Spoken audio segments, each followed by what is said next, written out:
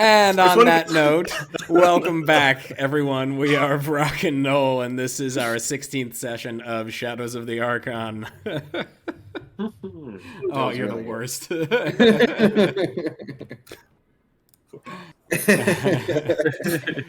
If we don't have any announcements, which I don't believe we do, I will kick us off with a recap of last time.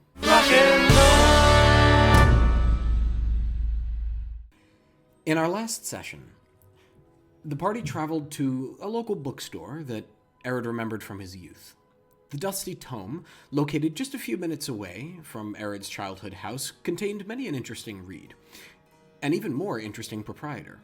Hildy, for so she was named, was an ancient high elf, born on the elven plain, and had lived in Sanguim when the Sanguimancer unleashed her bloody retribution on the town. Having purchased one or two books of interest, the party proceeded to the dockside warehouse, where they met with Lightbringer Ord, by his invitation. There, he and his 4 companions revealed their true nature, and decided to allow our heroes into their confidence. They told the story of the Sanguimancer's fall from grace, and how they had fought her, only to become vampires themselves. Seeing their side of the story, the party gave them the Journal of Hakan, their one-time friend, and the half-key piece, they had found high in the mountains. The Lightbringers then took their leave, heading north as mist upon the lake, with the hope that soon the party would be ready to make their next move. And that is where you find yourselves now, in the dilapidated warehouse on the water's edge. It's 9:54 in the evening, the moon shines through the lakeside door and the unpatched holes in the wooden slates, and the gentle thudding of the moored boat can be heard as the tide gently bumps it against the pier. What would you like to do? DM, quick point of clarification. I thought we handed over that half key. You did? To Ord, so Ord has it. As well as the Journal of Hakan, yes. Alright, amazing.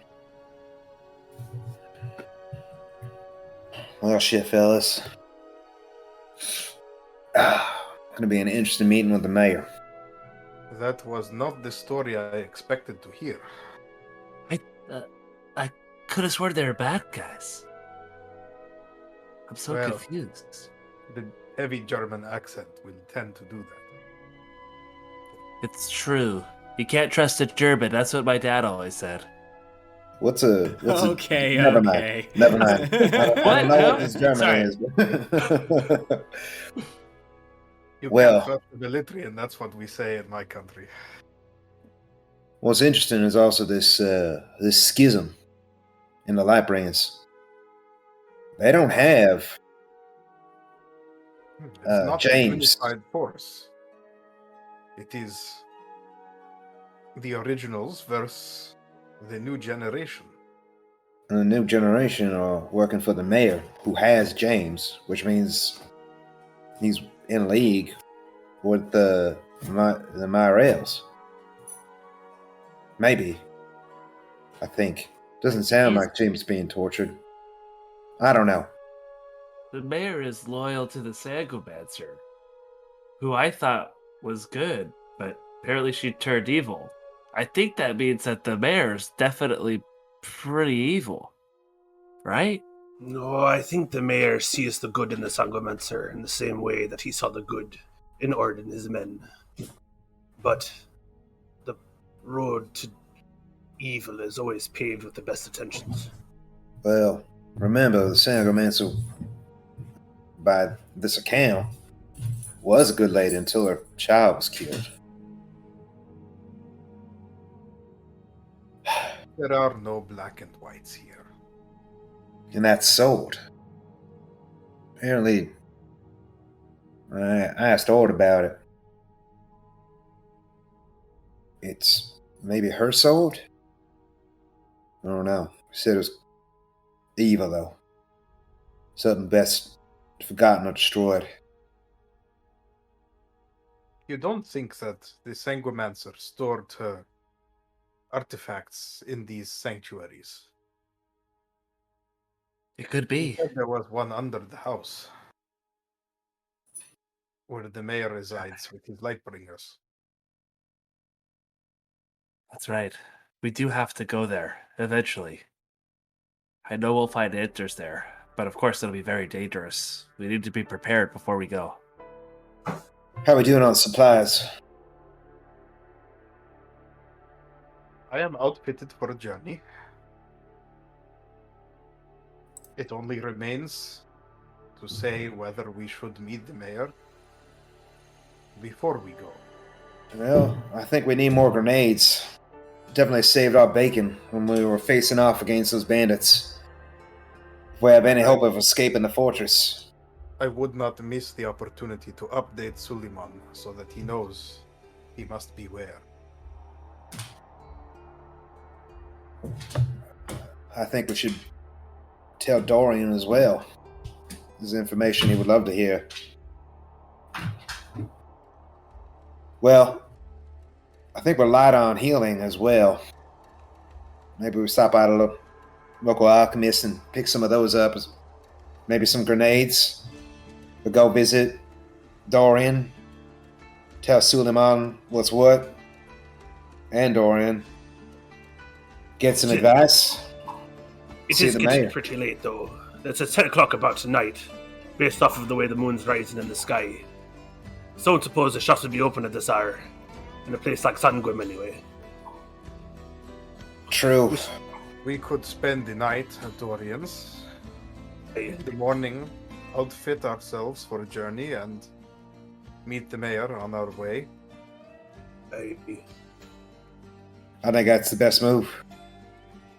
Let's do it. Sounds good. Perhaps Dorian could warn his friend in Velitria that she may soon have some visitors from the south.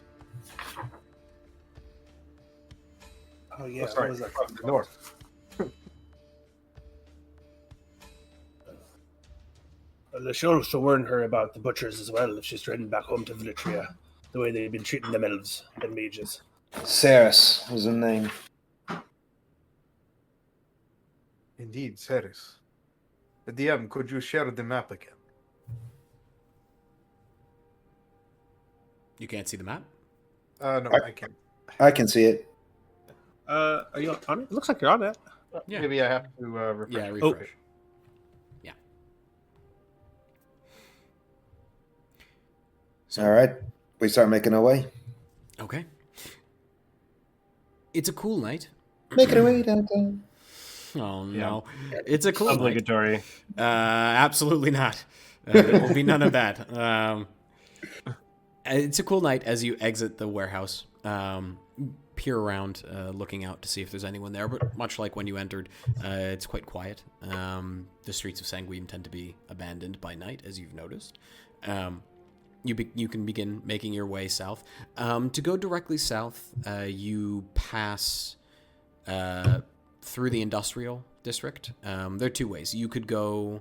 You could take a left out of the door and head towards the main thoroughfare, which would take you past Boris's tavern, the Dragul Inn. Or you could go to the right and pass through the industrial district and then head south, past your old home, Eredh. So the choice is yours. If the party doesn't object, I'd like to take a stroll by my home and see if we have any loiterers or would-be assassins. All right. We care not the way we take to enter indecision. It's on the same journey. All right. We go that way through the industrial district and past my home.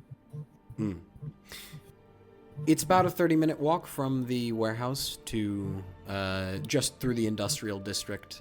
You pass the blacksmith shops where you picked up new crossbow bolts and ball bearings. But you take a right and you exit towards Ered's house. And you see it, the familiar home standing there, somewhat falling apart. As you pass, Eredh, if you could make a perception check for me. Please. First roll of the session, 16. That's the most observant he's been since the campaign started, I think. I think so. Okay. It looks much the same as it usually does. You do notice there's a darkness around the front steps. The wood is a little rotted, but there appears to be a sort of mold, almost, that's beginning to grow. It doesn't strike you as too out of place. All right. I'll walk forward and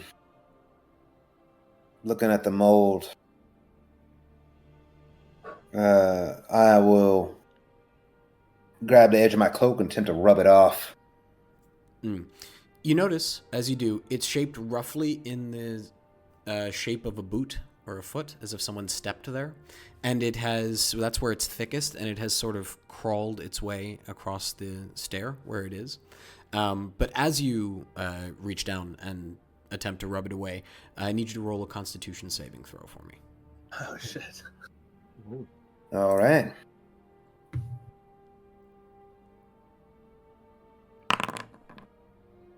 Of course.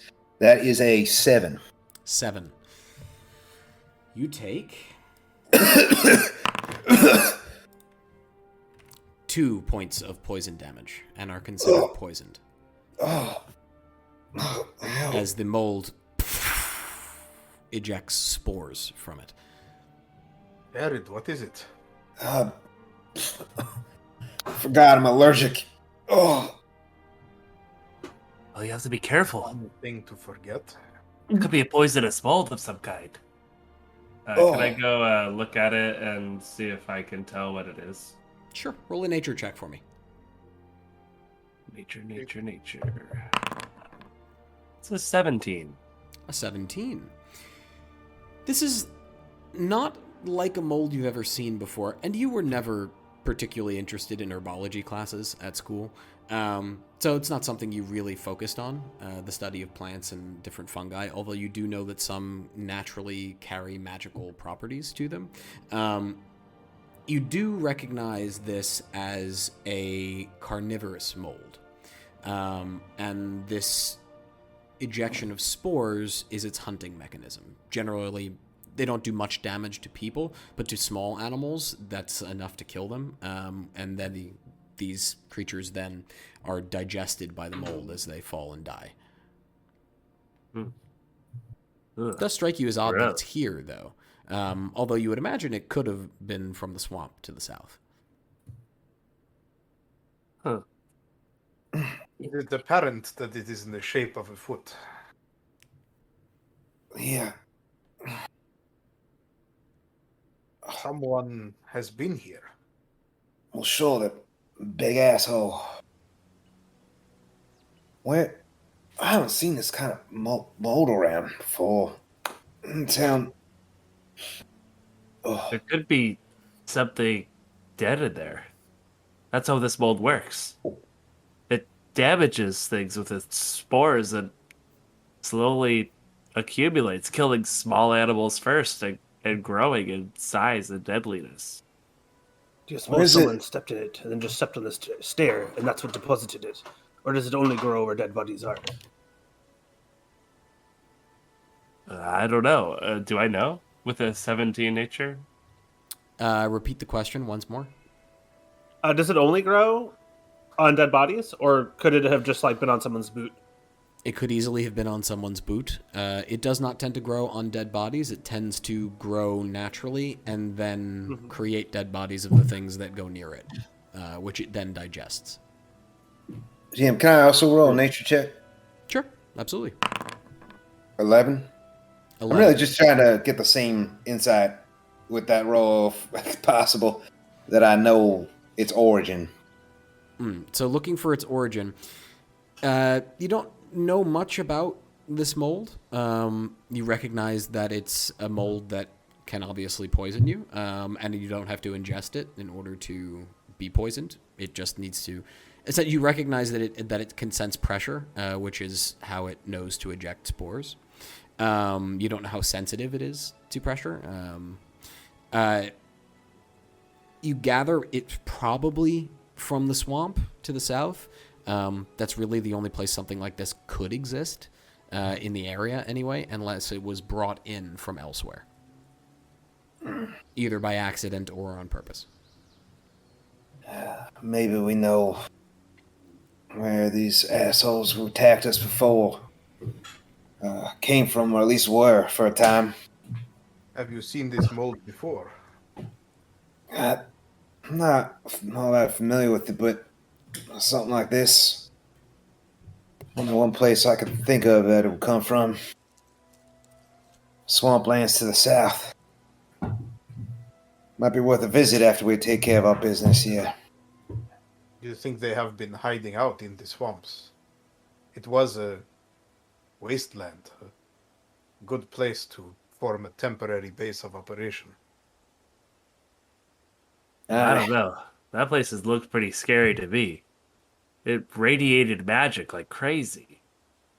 All the better for others to stay away. That's a good point. There's also a lot of land to cover.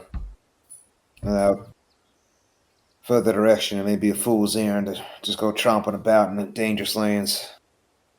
Still, good to know where they might be. Eugene, you think you can burn it off? No, don't do that. Don't do that. Don't do that. Hold on a second.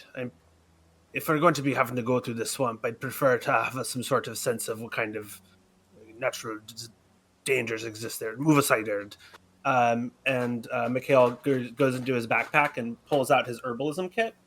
I have proficiency in herbalism with the herbalism kit as well. So, if I could I take like some vials from the kit maybe like a pair of shears or scissors and like scrape or like try to safely do it if I can. But Roll a dexterity check for me. I'm gonna try to do a dexterity check. Also, DM, I think you need to put the poison effect on me. Oh, it's a 7. A 7. Should have guided myself first, but it's okay.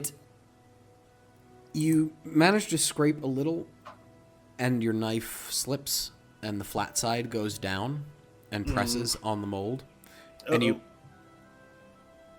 but nothing happens. It seems as if it needs some time between firing off spores.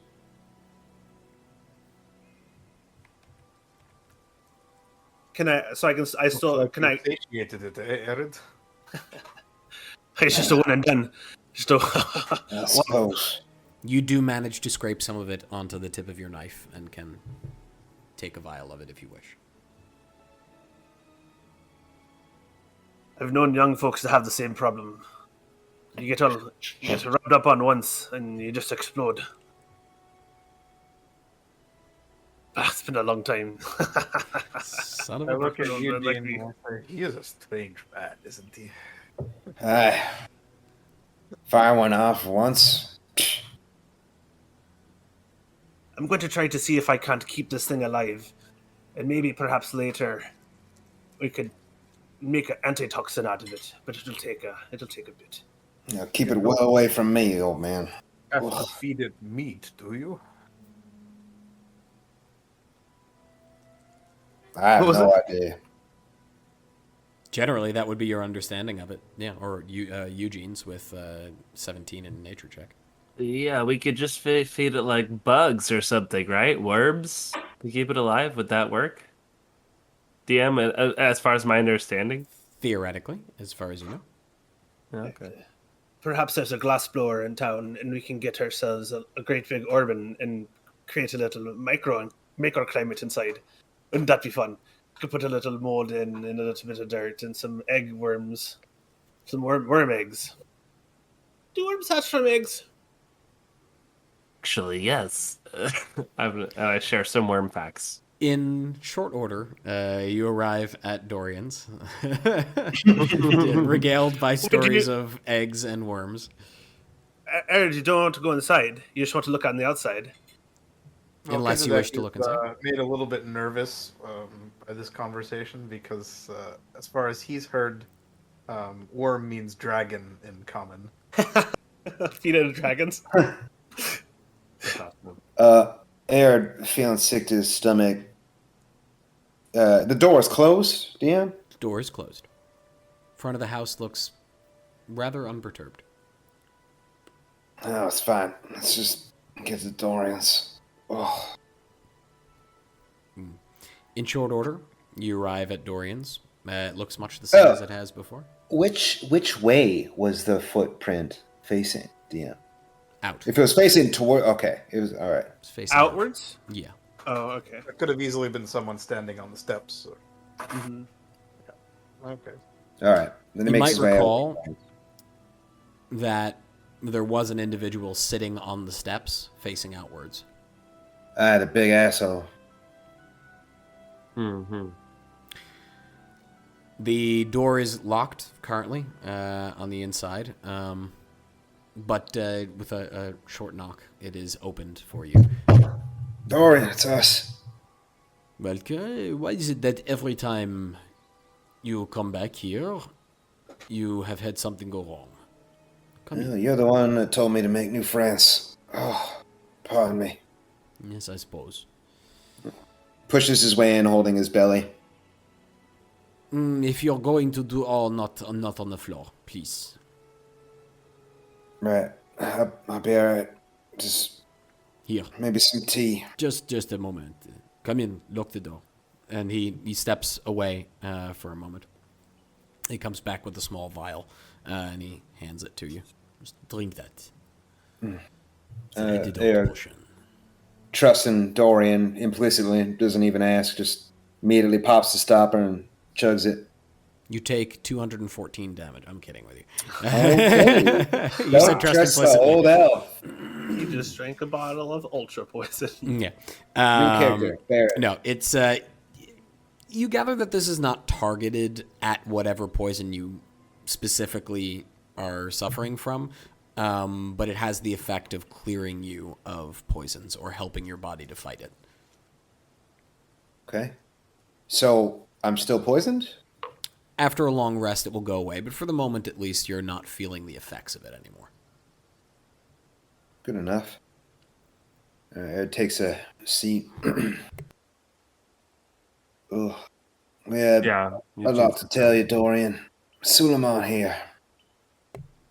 You notice Suleiman is gone. Is he sleeping? Suleiman, your tea merchant friend, has gone to survey the mine, in fact. He spoke with Soldanis briefly, and he then took his belongings, wished me a good night, and left. That was quick. He's all All business, right. that one. Dorian, we have some news, Master. I'm glad that he and Sadamis are getting on. Well, there was some shouting involved, but I'm sure they're fine. Shouting. Yes, arguing about? Soldanis did not want to pay the man what he requested to be paid, and the man brought his price down after some heated discussion. It happens. You say so. Listen, with some grave news. This is grave news. Mm-hmm. Ered pauses for a moment. I didn't mean that pun. Well, it must be about the Lightbringer Ord then. Indeed. We met with him, and Told us his story. it was a hell of a story. Do you believe this story? Yes. It makes sense. We read Arcan's journal. Well, you are nobody's fool, so tell me the story. Footnotes. Ered relays the story generally, saying that the various members of Lightbringers are vampires who once fought the Sanguim and returned into vampires, and gives their names and talks about the key and the sword. And the fact that the new Lightbringers are The the schism. result of vampire creation during the purges. That He Yanker. pauses when you mention sword, and he raises his eyebrow. What do you know about this sword? Well, I mentioned it a couple times to the mayor, and both mayor and Ord, they said it's not something I would care to wield. And Lightbringer Ord in particular mentioned it should be forgotten or destroyed. I think it might belong to the Sanguimancer, but I'm not sure. Neither of them confirmed. There are theories in Elven enchantment, tend to be old texts that talk about it. They say individuals of extreme willpower tend to leave an emotional mark upon a magical weapon. I always shrugged it off as untrue or the musings of the elderly. But perhaps there may be something to it. You're the enchanter, Master. You know best in that regard. I have never encountered such a thing in my life. The person who left their mark must be exceedingly powerful. What are you suggesting, Master? That this sword is responsible for a wayward mayor? No, nothing so sinister, but perhaps it is responsible for evoking an emotion in him, or bringing back a memory. It's like a smell, right? You have a smell, your favorite smell, maybe baking bread, and it brings you back to your childhood, perhaps. Something like that. But a magical effect, rather than just Wait. nostalgia. Wait, To so an Dorian, extent. if we could remove the sword from the mayor, somehow steal it from his compound, do you think it would save him? I don't know, From- but I don't his think it is madness? likely. The sword does not control him. It has evoked a feeling in him. It's not controlling his thoughts or his actions. Those are all his own doing. These are just theories, anyway. You're so wise. Well, it would make some semblance of sense, right? For as far as we know, Yankovich has never met the Sanguimancer, and yet he's claiming, or the way it has been talked about, is as if it is he were in love with her in some way. So how then can a man meet someone he couldn't have met?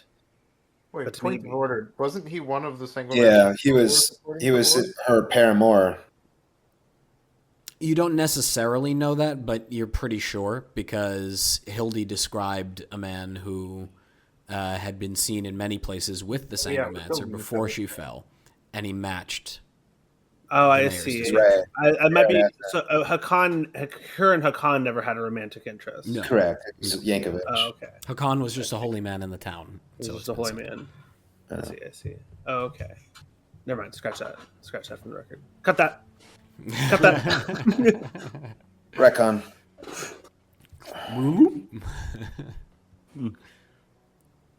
Well,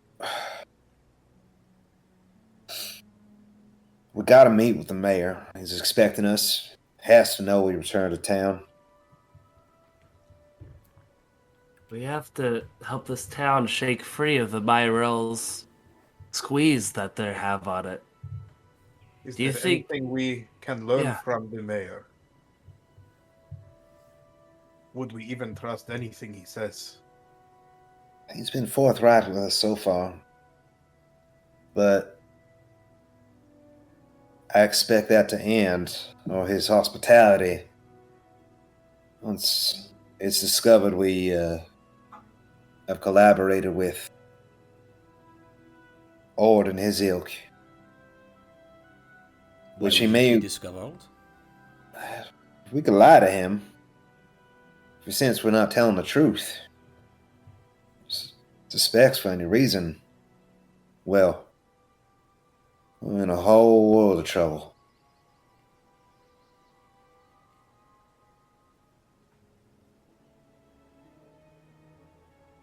I don't know. I suppose it doesn't benefit us at all to... Still, we can tell him that we removed the town's problem. And that we discovered it was indeed the Mayorels behind it, as we suspected, and that we will travel south to Velitria to see if more cannot be discovered. What was it he specifically asked us to do? To destroy the bandits. Done. The last time we were worried about his reception, he ended up being quite hospitable. Even though we suspected he might have reason to be otherwise. Might be the same way. I propose we get some rest, grab some provisions, some fail safes, maybe some grenades, try and escape in case things turn south, and then just go see him, and then say exactly what you said. Following up on the lead, go to Velitria to see what we can learn about, or more we can learn about the Mayorals. Specifically, this what's her name? Cassandra? Kara? Kara. That was it.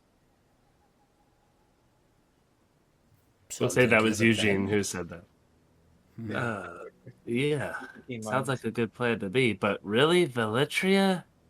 I don't want to go back to Velitria, but I mean, you're right. That's where we could find out the most about the Myrels, I guess. Or we go to the Tower of the Sanguim, see if she's been stirred up. Maybe we can kill her. And I think the way it works is, Vampire fighting again. well, if we kill her, we've saved everyone, returning them As to their Ord mortal told me, you selves. cannot kill the vampire. Sure you can, if that's her resting place. Damn, I don't know. I'm going to make sure I'm not metaing. That's what we learned, right? Well, what Ord suggested to you was that you would need to destroy her resting place, wherever she regenerates, and And we fight her know. at least Okay. once, right? It would be... Yeah, he suggested what you would do is have two teams. One distracts the Sanguimancer by fighting her, and the other is an infiltration team, essentially sneaks in and destroys the tomb. Then the other team can end the fight. That's what Ord suggested. I To think do it, we need the key, and the mayor has half of it.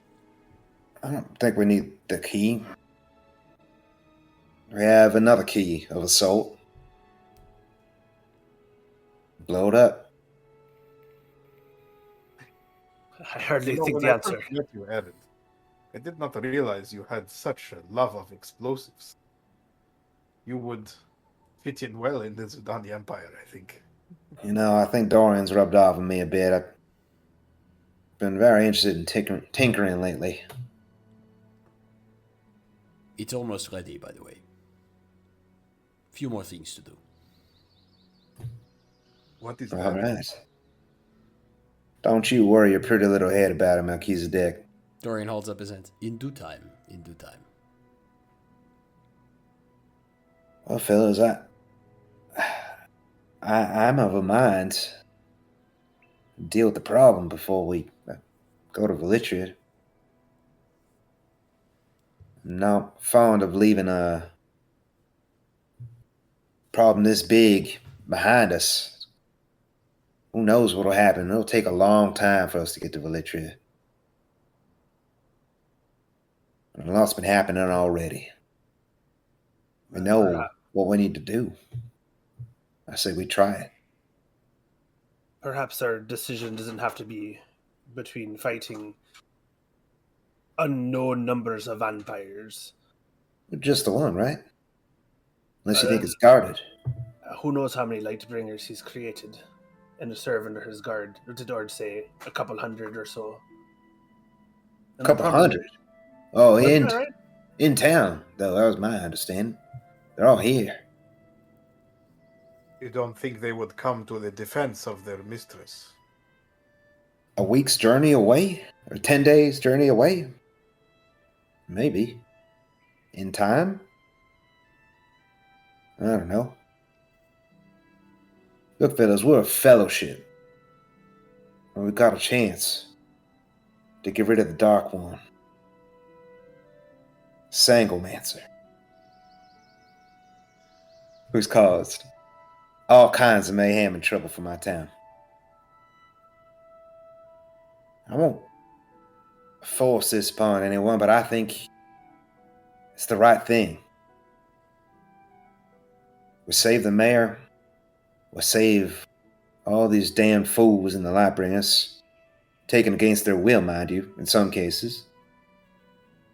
I'm not sure it would save the mayor. He's a vampire too, I'm sure. He has a fondness for the Sanguimancer, so when we go and kill her, what do you think he's going to say? He's going to be thankful for us. Written him of his love. I don't know. He can redeem. I don't know. That's true. But at least there won't be vampires running Sanguim anymore. If there's one thing I learned about love, it's that it does not end when the person ceases to be in your life.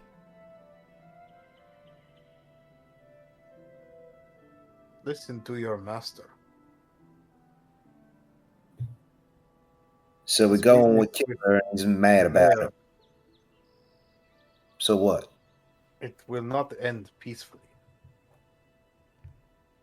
No, I think we would create a new Sanguimancer. And for that reason, I think that going about this so directly would only be turning the wheel.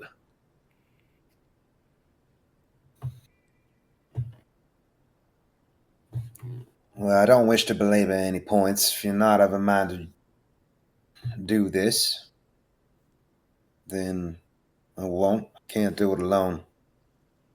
But let's be clear about what we're doing. We're overlooking the discovery of vampires running my town. Obvious and direct threat against the people here who has some involvement, but the Mayorals ruining it as well, to go sniff about one of the most powerful families, Insomnia, to get evidence for what? What are we going to do there that we won't be able to do here? I am less afraid of riches than I am of powerful wizards. But we can't That's what I decide what we moment. do from fear. Hey, I'm with you, Eredh. I say we go there. We need to speak to the mayor first, because like you guys said, if we do this, if we destroy her, he's coming after us. He might go mad. Who knows what he'll do? We'll have to deal with him immediately after. we will So need we'll need support from outside our own capabilities. We need the shields of Arcan. We need the Lightbringers. We need probably insurmountable forces to fight an even greater threat. And so perhaps by kicking out the Mayorals, we may be able to loosen the control over the purse string that Yankovich has over the shields. Because as long as he's paying them, they're going to fall in line with what he wants, though they may, in their own hearts, want to fight that evil that he represents. I agreed with most of what you said, Mikhail, but I think we go to Lydia, tell her vampires are running things. I don't think she knows. Shields of Arcan, that's the whole mission. I don't think she would stand by, put strings or no. But I think she'd help. a man like James, think of the average guard, a man like James, one with no scruples, and you're going to ask him what he cares about. These people, I don't think I've seen a vampire in how long. So to convince them will be Well, more than just a moral effort. We tell them what happened to James. Tell them what they're doing to their brothers. Suppose we can. It's a risk, fellas, I know, but I think it's the right play. Go to Lydia, you're right. We can't do this alone. We either have us send a contingent with us, maybe, or just be on guard for any fallout that happens assuming we're successful back in town. Maybe both. There are lots of shields of Arcan. More than there are Lightbringers. And if they're human, even if there is a fight, there's a much better chance of fighting them when they're no longer vampires. Now, I don't think it would go very well for them. But if they're no longer vampires, they stand a fighting chance, I think, in terms of numbers. The way to kill the Lightbringers is to kill the mayor. Or Not the mayor. If you kill a vampire, you also kill the vampire that the vampire created. I don't think we can get to the mayor and kill him. I do think we can get to a sleeping vampire. Blow up her coffin or whatever the hell she's in. We also don't know where the mayor's lair is. So let's say we get the jump on the man, he turns into a black mist and fucks off to wherever he calls home, and he's back the next day, just as pissed off. That's a good point. Then we had best hope that Ord in his journeys finds the mayor's lair and destroys it. No, I think the play is to go off. If we're going to do this thing, we go after what we know. Both the lair and the vampire.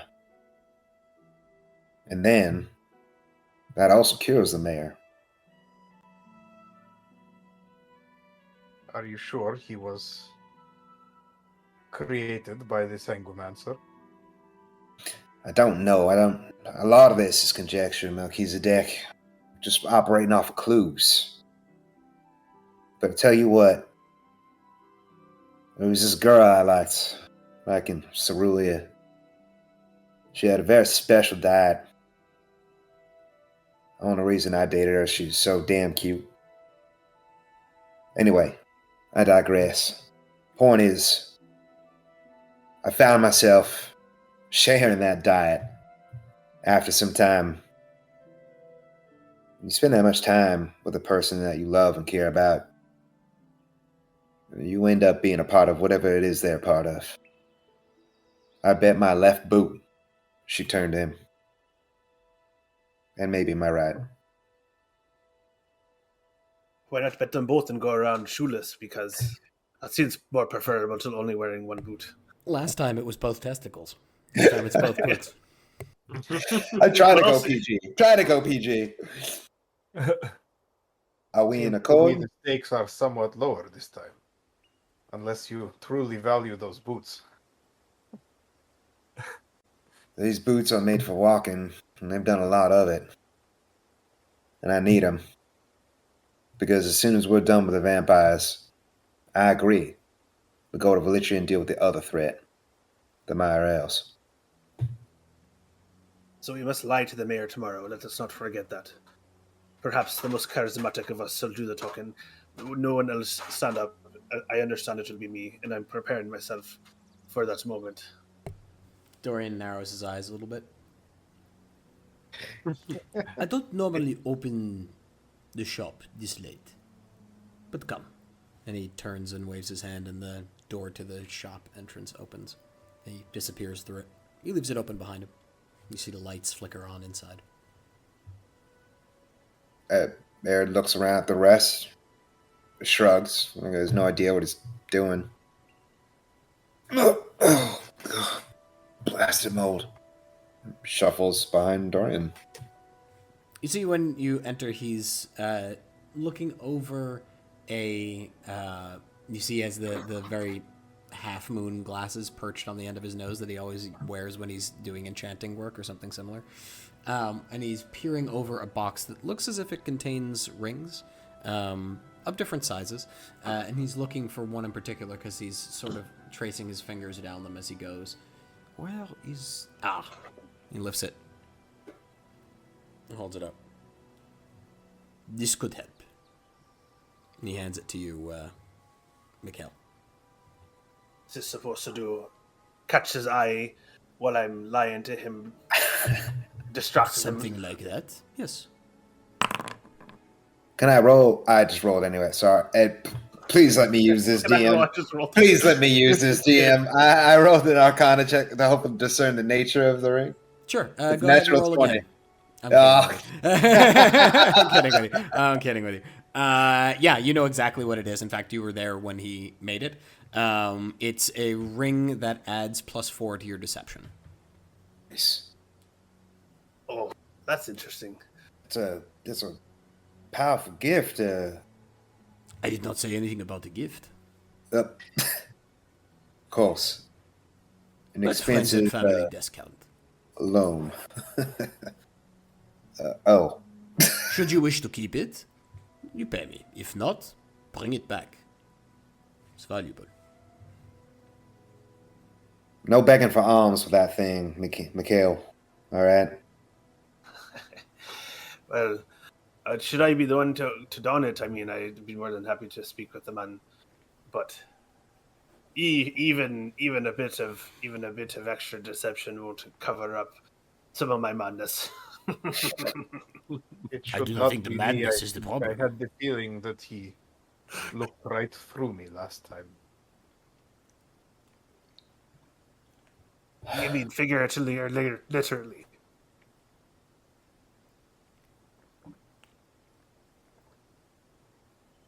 Did he actually look through you, or I'm just very confused. I All right, imagine okay. Melchizedek's just like not even answering. Yeah, it's like, I He's just just acknowledge it. nope. Well, Melchizedek, where did you go? I don't see you anymore. Right. Mel could go invisible? Thank I- you, I- Dorian. Appreciate this generosity, let's call it. I think we know what we need to do. And fellas, I do appreciate you sticking your necks out like this for my town, my people. It's potentially a deadly thing that we do. Your bravery is not unappreciated. Eredh, I want to see this place thrive. For the people here and for you as much as for me. I was Spoken sent like here. a Zudanite. I was sent here to find out more about the Sanguimancer. I have to do this. I know this is what I meant to do. Well, I am going to bed, but Eredh, would you mind closing up the shop for me? He Sure. walks out.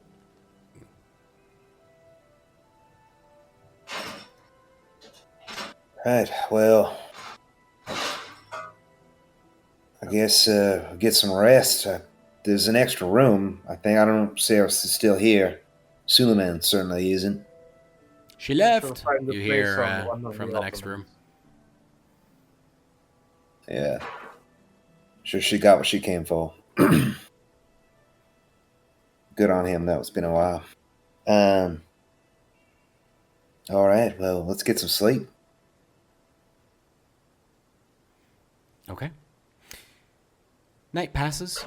It's relatively uneventful. You manage to achieve a long rest, and it's not very late right now. It's probably around 11:30. So you wake up at more or less 7:30 or 8 o'clock in the morning. Although the weather in here is always a nice even 75 degrees.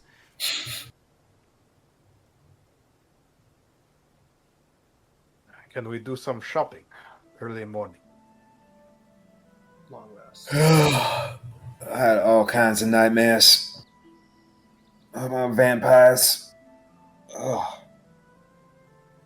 Maybe, I heard tell once garlic is pretty good against them.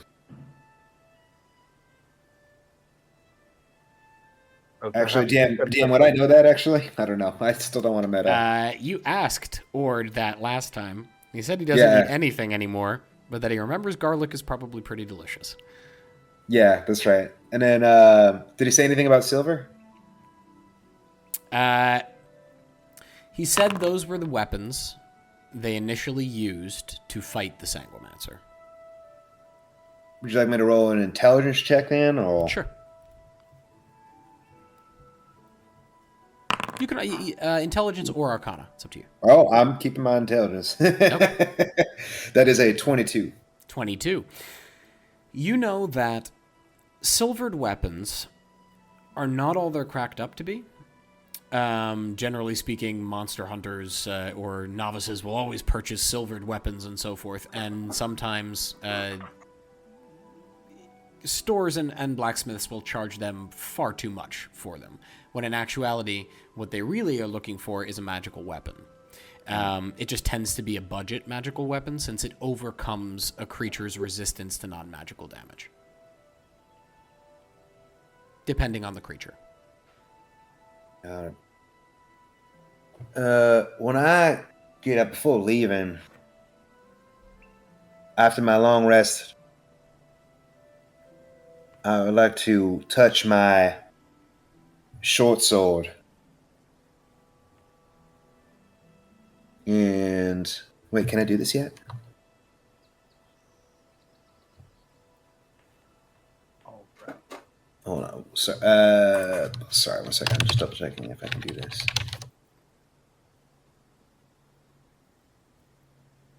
Yeah, characters. Sorry. That's fine. In the meantime, Melchizedek will go out in search of fire eyes and health potions. Are you going to take anyone with you, or are you going solo?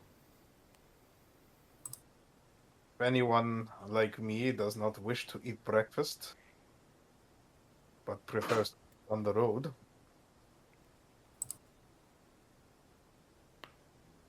Yeah, I can. I touch the sword and make it a magical enhanced weapon. So +1. +1. Got it.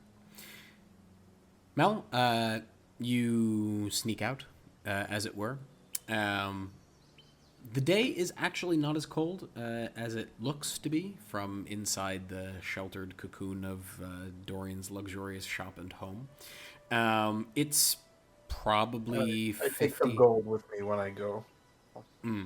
It's probably 55 degrees or so currently.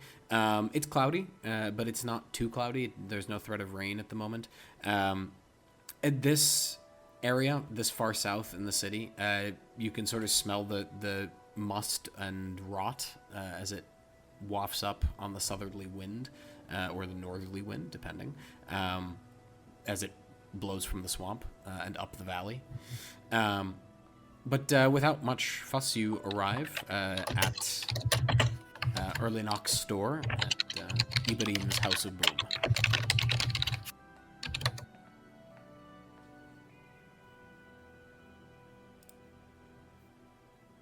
Eredh is remain behind to work on his sword. And then we'll catch up with the others, knowing where they're going. I'm just changing my spells. I think it was just me who went, but Yeah, I believe so. when I get to Ibrahim's house, I will knock. Is anyone home? Oh, I'm sorry. I knew. Okay. Yeah, I knew there was something I was going to do. I'm going to copy some spells into my book. Since we got that spell list, or spell book, rather. I know that takes time. Is it a long sword or a short sword? Short sword. Parchment. Short sword.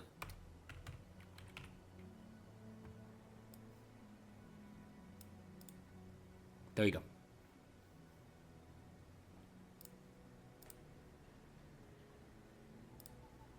Okay, Melchizedek, what are you doing? I'm gonna try and purchase another fire eye or two. Okay. As you enter, the door itself is not closed. It's open. And Erlinok is not currently there. There is no one behind the counter, but you can hear whistling from the back room. Whistling like a teapot? Like a person. Ah. I will call out to him. Moro, Erlinok. Yes? Who is there? It is Melchizedek. Ah, my favorite Zudonite. And he steps out. Of course, other than myself. What can I do for you today? Those fire eyes, you called them. Hmm, Very handy in a pinch. effective, are they not? In fact, so effective that I would not say no to a few more of them in my inventory. Well, you're in luck. I just so happen to have 3 more. Do I remember what we paid last time? It was You know they're 45 gold each. You know he 45 gave you a gold. discount last time when you bought 2 at once.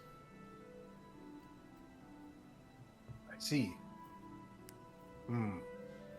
What would you say to 120 for all 3? For you? Deal. He steps around the side and takes them out gingerly in the case.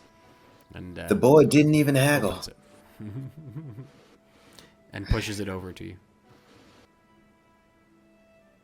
Many thanks, my friend. And also for the tea. Perhaps you'd care to share a cup now. You have more? Of course. Yes, a tea merchant came by this morning. Out here, a tea merchant. He said he walked past my shop and it made him think of home. And so he came in and made a gift of tea to me. Not as much as I would have liked, but... Isn't that a strange occurrence? There I are thought so too. so many things under the sun. Many indeed. Yeah, I will absolutely share a cup of tea with him. Then please. He unlocks the grating at the side. Come in, come in. It is so nice to do business like civilized people. Is it not? The backward savages of this land. And he closes the gate and relocks it. Come. You see he has a small rug with a little table in the center, as you would expect. He says, please, kneel with me. And he goes to the back room and comes back carrying what you recognize as a very traditional teapot. He kneels down. He's a large man, so he sort of adjusts himself as he does so. His rather copious stomach. And here we are. And places the cup, one in front of him, and then bows slightly as he places one in front of you. And pours tea in a circular motion for both of you. Now we are truly friends.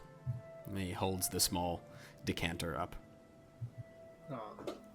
Do you have anything else besides tea? You're not there. Okay. I incline my head and thank him for the tea in the traditional manner. Mm-hmm. So, who is your family?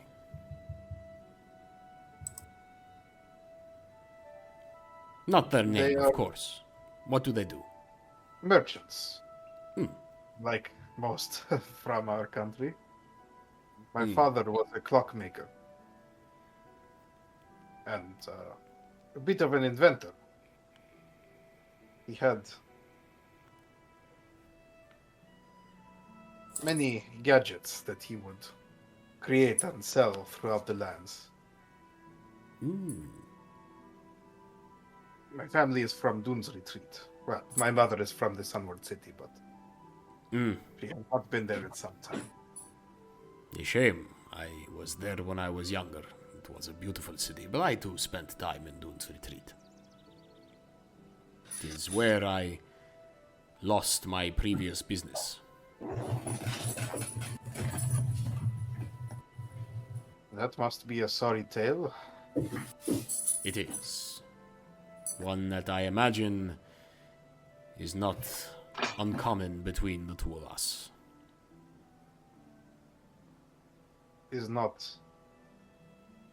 always in service of the Empire that Zudanites find themselves in these distant lands. Yes. Iberim is an interesting man, to be sure. I thought that the House of Boom was a franchise. It is. I do not own this one, however. I merely work here. See, I did not realize there were other Sudanis with business interests in... No, they don't live here. They live in Dune's Retreat. I see. They sent me instead. And their reach is far indeed. It can be, from time to time. When was the last time that you saw these business owners? Oh, they have never come this east. They established everything by letter, by writing. This makes sense, and you came here as an employee of their concern. Yes, we can call it that. I nod.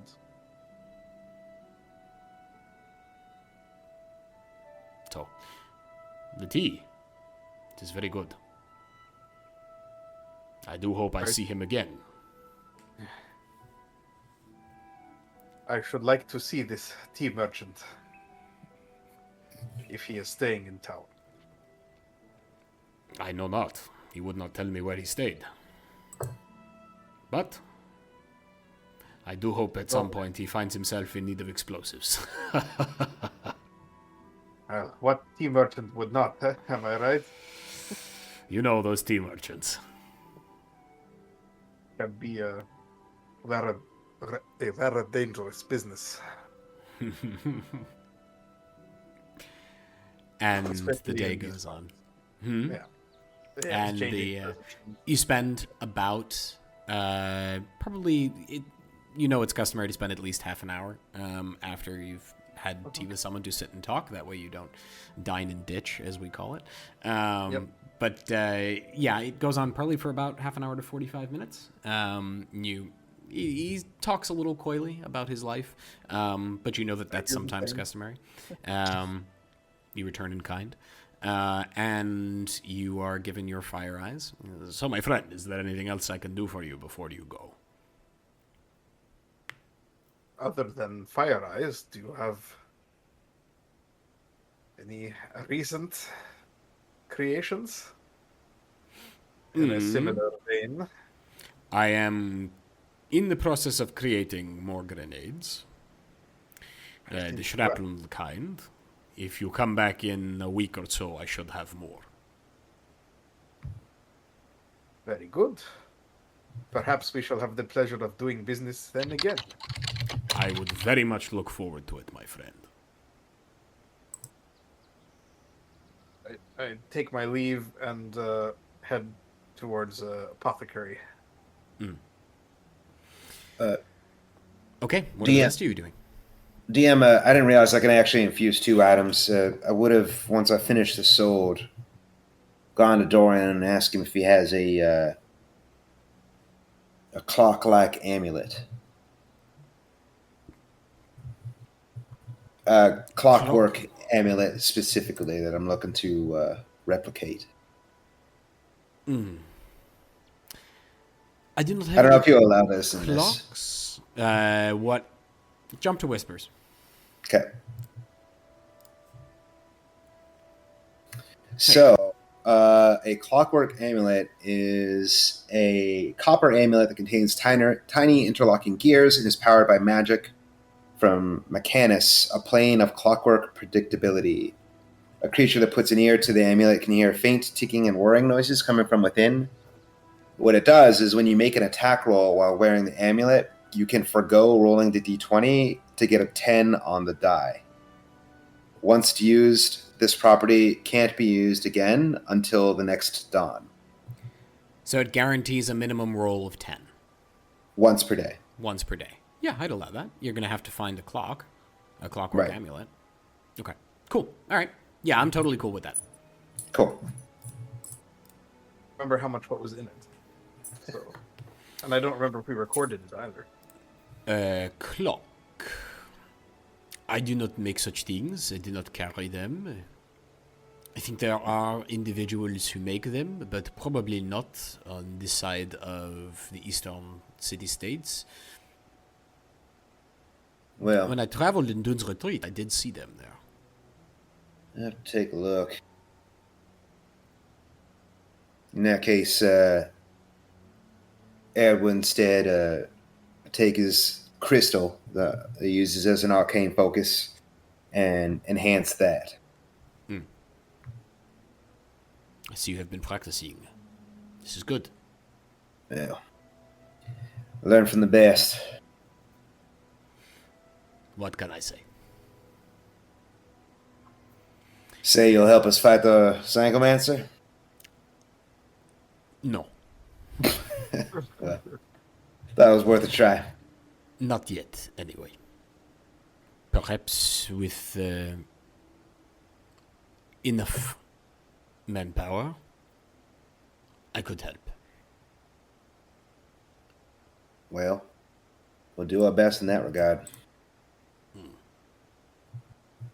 Let me know when you do. Let's go on and meet up with the others then.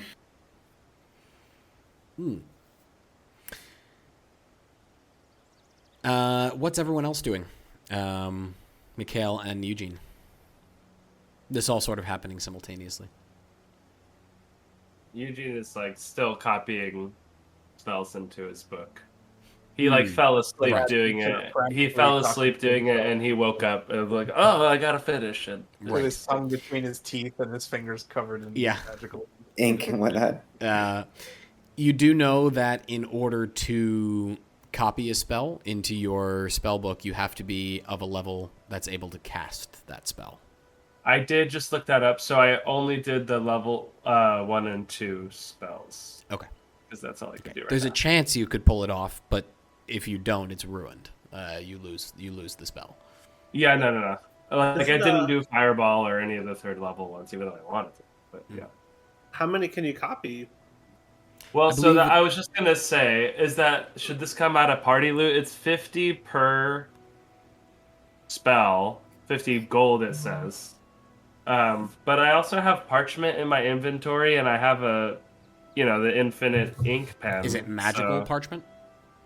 It's You got the magic pen, but did you get the magic parchment? You do have to have Because special we- parchment. It's not regular parchment. Fair enough. Okay, I thought it was just regular. Dorian But okay, so then we'll Dorian spend the happily 50. sells it to you. He'll give it to you at a discount. We'll say that the ink is probably 20 golds worth. The parchment is 30 golds worth. So we'll say you can copy each one for 25 gold. Right. Okay, so the ones I added, let's see. But then doesn't it There take you actually like hours to wasn't per that I spell think level? it's an hour per spell level. I think it's like 2 hours actually. So Oh, is it? I maybe didn't even get a long rest if we want to play by the rules on that one. Did you skip the long rest? I mean, I guess if I was copying in my spells all night, I'm trying to look Just at. take the 2 hours. I Wait. took 1, 2. Actually, I think it was only maybe 3 spells. It might have only been 2 spells, so that would have only taken 4 hours. Okay. Yeah, why are you doing that? Well, So Eugene's still kind of sleeping currently okay. Sure. because he fell You got asleep. overexcited. Yeah. Yeah. Started copying That works. things. Okay. What is the weather like today again? It's around 55 degrees, give or take. It's cloudy, but no, it doesn't feel like it's under threat of downpour. And then Michaela's gonna sort of walk on the streets a bit and see if anyone's in need of like attention or help. Which way do you wander? Do you wander towards the gates, or do you wander up into the industrial sector, or? Actually, towards these are the gates that are closest to the refugees that we saw, right? Or That's the these- eastern these gate. gates- You're on the western gates side are of the city western now, gate. so you would have to wander across the city if you wanted to, which is No. doable. It'll take a while. I'll Yeah. just keep them in the proximity of the area. So we'll say like not towards the gates, the other direction. Okay. In the other direction, you very quickly arrive at the western gate, where you remember you exited to... I realized that when I said the other way, it meant I meant not towards the gates. I'm sorry. Oh, which way are you headed? North? So inwards, northwards. Inwards. You wander for a while through back alleys, and you notice the architecture change. It goes from what looks to be residential, mostly Slavic, to larger. The buildings are much larger. There is a lot less care placed on how they were built or what they looked like or livability. They have metal roofs, generally speaking. You notice they're made out of tin. This area, there are not many people here, even beggars and homeless. Generally because there's not really anywhere to stay. These buildings are pretty well boarded up and locked down. You do come across Shields of Arcan, who do patrol the area on occasion, and they look at you a little bit odd, even occasionally asking you who you are, but they very quickly realize that, you have worked for Lydia in the past, and Lydia has okayed you, as well as Emily. So that gives you a pass in their book. They don't want to spark the wrath of either of their bosses, or any of their bosses, in fact. Can I... Go ahead. Can I attempt to lie to them and tell them that my name is Eugene, and not Melchizedek, and not Mikhail? Oi! I just want to... What you doing here, old man? Oh, just enjoying a pretty temperate afternoon, no morning walk. Sorry, where am I? You're in the industrial sector. Not much here for you. See, have you seen Oi. anyone? What's your name? Aye? My name is Eugene. You had to think about that for a while. Are you crazy? Roll a deception check. This one just for funsies. 16. 16. You're all right, Eugene. Worked. Are you thinking clearly? Ingested any substances? I ingest a lot of substances. Are you asking about liquid substances? In particular, aye. Not drunk and disorderly, are you, Eugene? No. I'm just looking around for. I'm a cleric, you see, and there's some folks around who need helping, and that's all I'm just doing. You're a cleric. I've had this bump on my hip for years, never been able to get rid of it. As one of the shields, not particularly in shape, and he walks up. He starts pulling his armor off to the side. Can you do something about it? I take a look at it. I kind of give it a... Roll a medicine check. Can I roll a medicine check? Yeah. Say 14. It's a hernia. It's not on his hip. It's above his hip. It's here. And it's definitely a hernia. I could cut it out if you'd like. I'd have to burn you afterwards. I don't think so. It's all right. What kind of cleric is that? Oh, my God. He puts his armor back. Come on, this one's crazy. Don't forget the name Eugene. Right, I'll remember. Why? All right. Eugene. Crazy one. All right. And they just sort of wander off on their patrol. We're playing it a little bit. Ah! They keep glancing back over their shoulders like, what the hell? Just look at him waving. the smaller one, who would Eugene! originally questioned you, is just like, right, Eugene. Keeps walking. Anything else you'd like to do while you're out? No. If there's no one about, just take a quick stroll, come back. Okay. Mel, you remember having passed the Leaves of Illithar, the shop? Yeah. So you remember where it is. Been broken into, right? Yeah, there was. It hadn't been broken into, but there was a disturbance. You didn't know what it was at the time, but later you found out that Soldanus and the proprietor had gotten into a bit of a fight. Yep.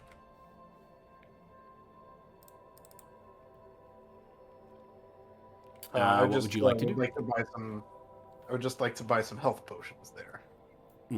You walk in, and there's a very thin, very odd-looking almost. His eyebrows are slanted at odd angles. His eyes are very large and brown. And he looks at you from under these eyebrows. How can I help you? Would like to buy some healing kits or health potions. Yes, well, we sell health potions, if that's what you're looking for. I must ask, why do you need them? For healing. A decent answer, I suppose. Well, just a moment. And he steps away and around a door in the back. You get a second to look around at the shop. The inside's very small, but it's very intricately designed, with boughs of trees forming the shelves along the wall. It's almost like it's alive, the inside of this shop, as if a tree was grown out of the ground and shaped around, which is interesting because the outside of the shop is made of brick. It doesn't look to be anything special at all from outside. Did you say that the proprietor was elven? Appeared to be a wood elf.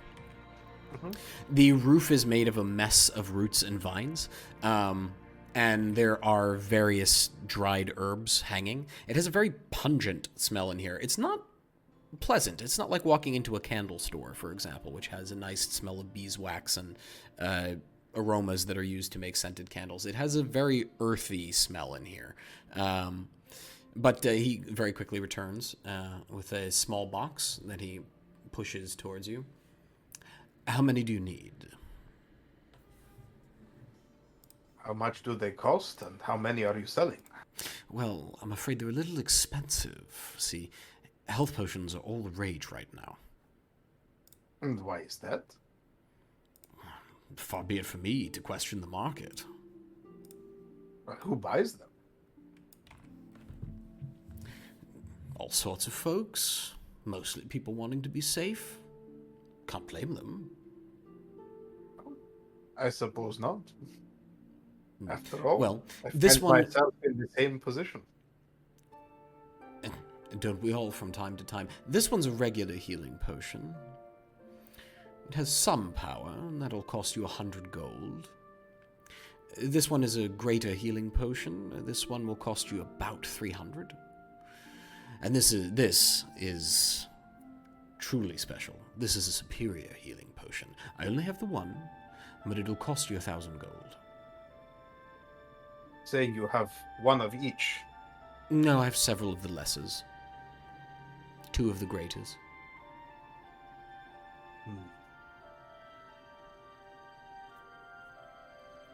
Let's say I will take 3 lessers and one of the greater. Right. So put your total at 750. I thought it was 100 each for the lessers and 300 for the greaters. Oh, I misspoke. So, since I am buying in such volume, perhaps a small discount would not go amiss. I would pay 500 for the lot. Roll a persuasion check.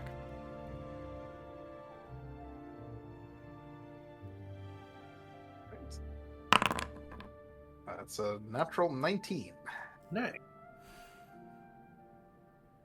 All right, you're a new customer. Fine. 500 for the lot. Pleasure doing business with you. If you break them before you drink them, that's not my problem. Right? Don't worry, I'm very careful with my possessions, and I jiggle the bag with the 3 fire eyes in it. Just jiggle it. Oh no. I'm kidding. There are pins in them. They are secured. Yeah. Well, is there anything else I can do for you? Nice. Well, you don't happen to have any potions which remembering the mold can cure poisons. Do you? You know, you're the second person to ask me that. You're looking for curing poison or preventing poison?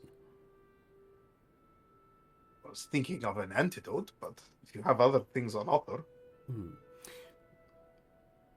Well, I do have an antidote, as it happens, but it's a very specific type of antidote, so I'm not sure you'd be interested in that. There's no such thing as an antidote to every poison. They're all different. Now, I do make antidotes, which is why I have the aforementioned one. But I'd need a sample. Out of interest, against what kind of poison does this antidote take effect? It's a very specific type of mold and fungus. Apparently, when pressed, it ejects nasty spores. The woman who ordered it never came back. So I'm happy to sell it to you. I'm not sure where I would come across such mold, but if I find it, I'm glad to know that you have some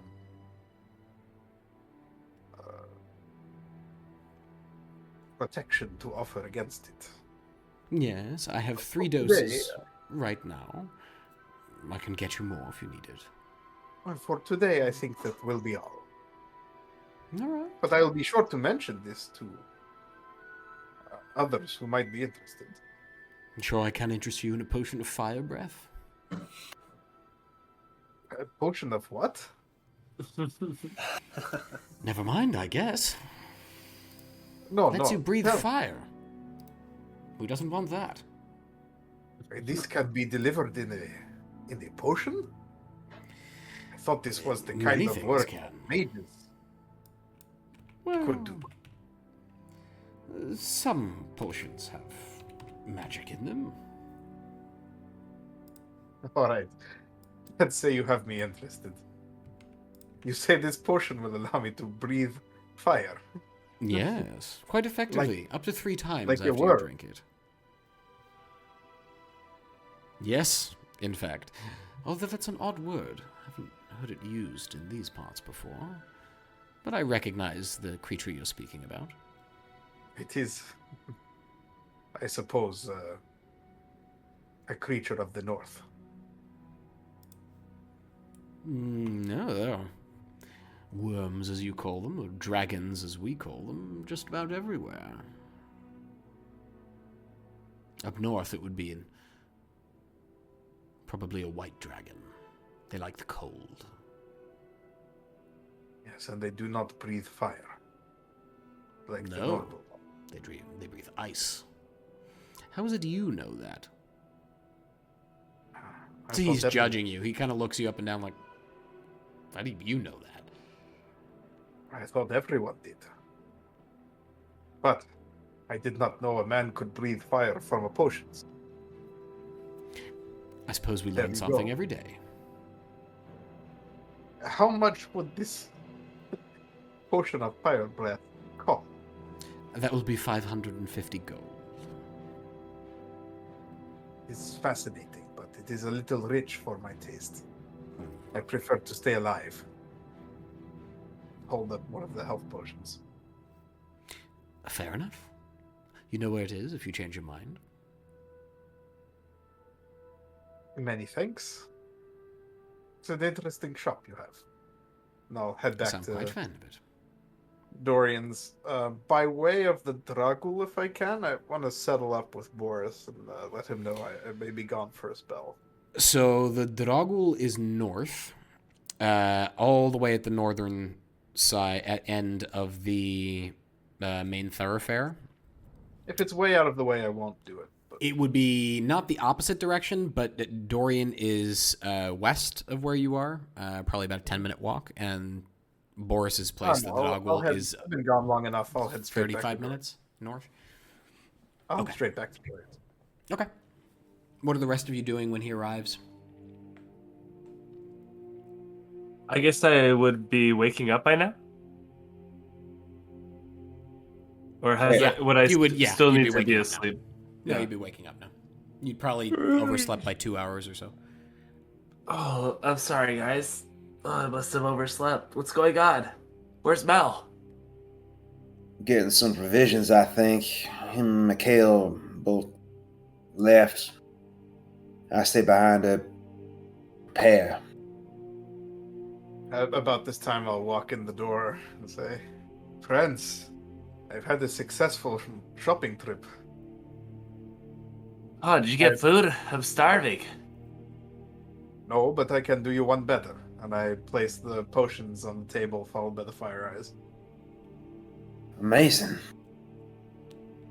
Yes, we have 3 fire eyes, 3 small potions of healing, and 1 slightly larger one. All of this cost, let me see. I have to go back to party loot and check what I subtracted. About 700 gold. Oof. That is But quite the we sum. still have at least 4,000, almost 5,000. My potions professor said you should always carry a potion around with you if you're outside of the city walls. So I think it's a good idea. We should have had him this whole time. Worth it. It's about this time Mikhail makes his way back inside too. I'm surprised you beat me, Melchizedek. You must have been quite a rush. I like to be efficient when I'm shopping. Oh, and And yes, Eugene. I was not completely efficient. I had a conversation with the proprietor of Ibrahim's House of Boom, who served me some tea, as is the wont between Zudanis conducting business, and then I visited the apothecary, who told me that besides potions, antidotes for poison from mold have been a popular item at his store lately. Not That's- an item. That's curious. Yes, he said someone ordered an antidote but never picked it up. He offered to sell it to me, but I thought it seemed not worth it. Oh, that's curious. I wonder who that was. Maybe he also one of said the. that he had potions which will allow a man to breathe fire, like a dragon, I think he called it. No way. But A it was potion of really fire expensive. breathing? Yes, for many hundreds of gold. Oh my god. We gotta go back and get that. I thought that mages could do this without the potions. Well, I mean, I guess it could be possible. I would need to study for quite a bit longer, I think, to do that. But look, I've got the potions of healing and the fire eyes. I think we have spent enough for one day. Alright. I'd be curious to it's know almost- more about smells like- those poisons.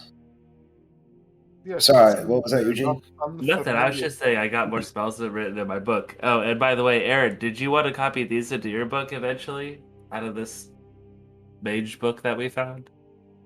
Sure, I might like to take a look. I think we spent enough time though today. Perhaps.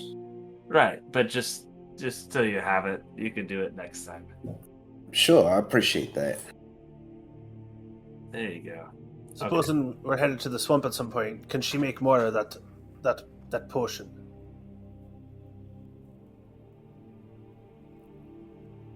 Can the owner of the apothecary? Yes, he seemed to be quite familiar with creating specific antidotes, given a sample of the poison that they are supposed to neutralize. And at some point, if we go back and encourage Eugene here in his fire-breathing fantasy, then we have that sample for him. And perhaps he'll give us a discount on the potions. And grab the herbalism kit vial. As you shake it, there's a inside the canister. Careful with that, Mikhail. I don't fancy getting sick again, alright? Air trigger, but it's corked. No worries. Oh yeah, we need to feed it. Gotta find some little bugs or worms or something. I doubt you will find any in here. I look around Dorian's immaculate house. Eredh shakes his head in disgust. Right. Well, I think we're ready. Let's go see the mayor. And then There's a knock at the door. I suppose the shop's open. Eredh looks around for Dorian. Yes, who is it? My name is Emmett Leakey. I was told to seek you out. Just a moment. Opens the door. Hey, that's the name of the man whose wife. Yes, I was speaking with the Shields of Arcan. It's alright, it's okay. Slow down, just tell me what you need. There were... your protege is a young man. I saw him speaking with the Shields of Arcan, and Emily told me to find him. She's a shield. Yes, well, I'm not sure if he's around at the moment. Give me just a moment. He closes the door and turns to you and raises an eyebrow. Eredh nods. It's okay. I know him. He opens the door. Please, Mr. Lee, do come in. I'll leave you to your conversations. And he steps off into the workshop room. Yes, I was hoping to find all four of you.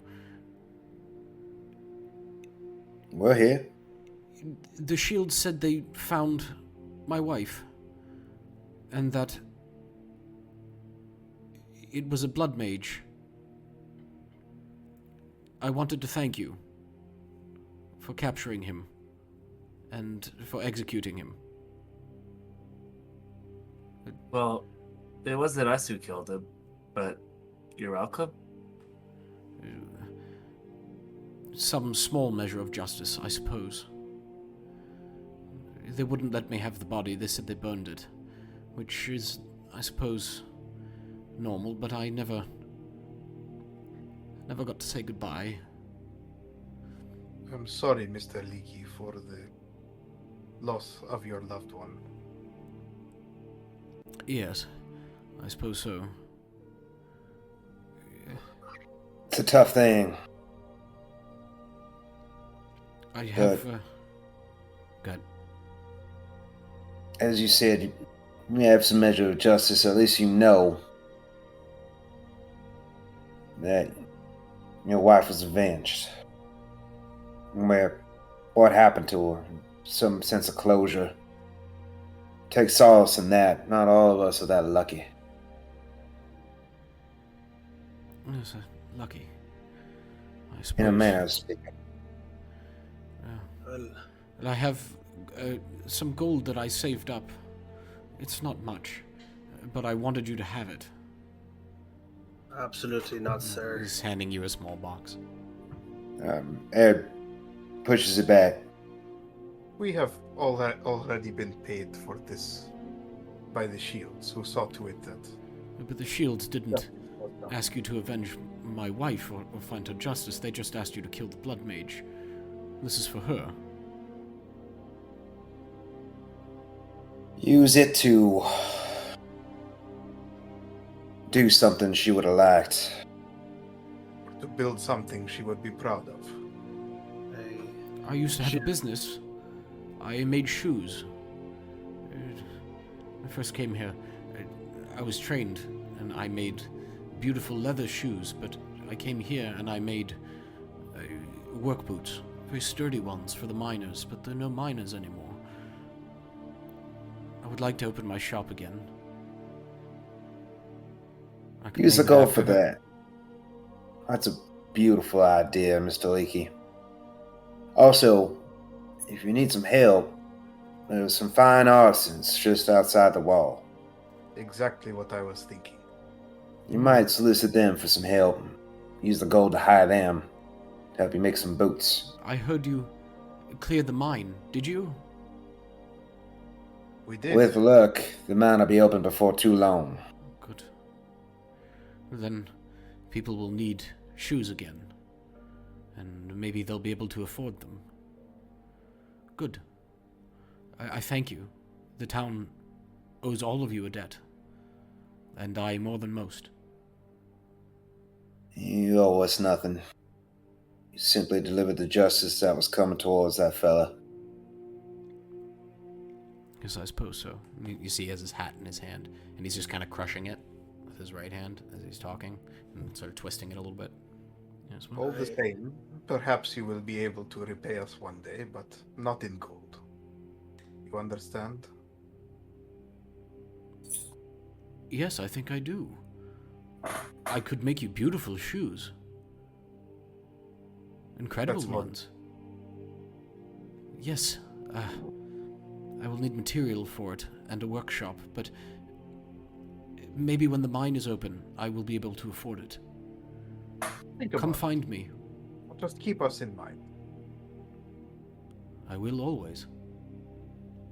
And he turns to go. And he turns back. You may not realize it, but you're all very good people. I want you to know that. You see he's tearing a little bit, and he just... Take care. He leaves. You see him shuffling down the street, somewhat dejectedly, but there's a certain brightness about him. Thinking of restarting his business and naming it after his wife. And we'll take a tight 5 there. All right. Aw. Yeah, I know. Right in the solar plexus. I don't. Yeah, the people's it's, elbow. I was cooking before and I was chopping onions, so it's Yeah. I Yeah. was making salsa fresca, the onions. I got called a good person. yeah. Oh, no. All right, see you guys in a minute. Yeah.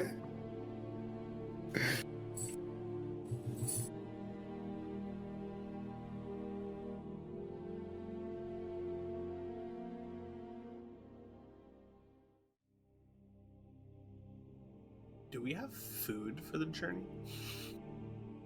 What's food? Where are you headed? You're just going to the mayor's house, right? Well, Yeah, but for after. You will need to pick up provisions. Yeah. Yeah, I don't have any.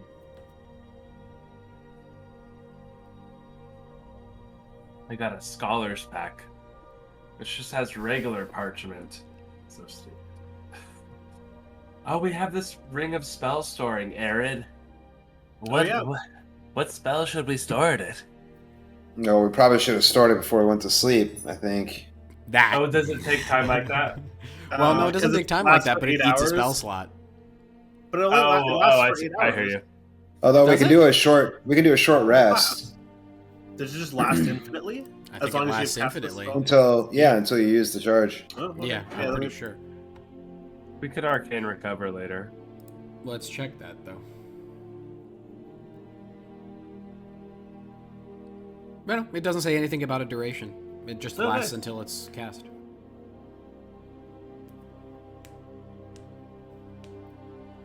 Well, we could do so now. Let me think about that, Eugene. What would be good in a pinch? Oh, I got an idea. How about a cure spell?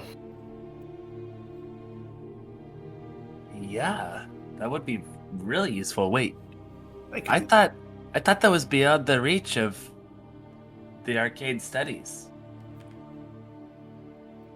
Might be beyond our reach.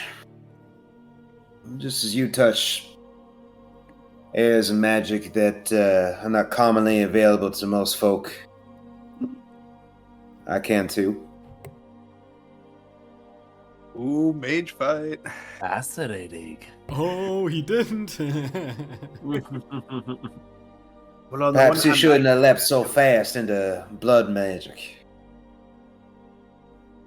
Let me show you a real useful type.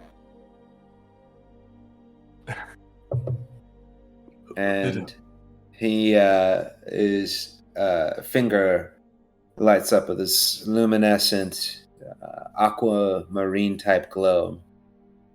It's like ET sort of glowing fingertip. As he touches the ring, you see it envelop the entire ring, glowing softly for a moment before dimming until it's its normal color. What level is Cure? Not Melchizedek, so that is a level 1. A level 1.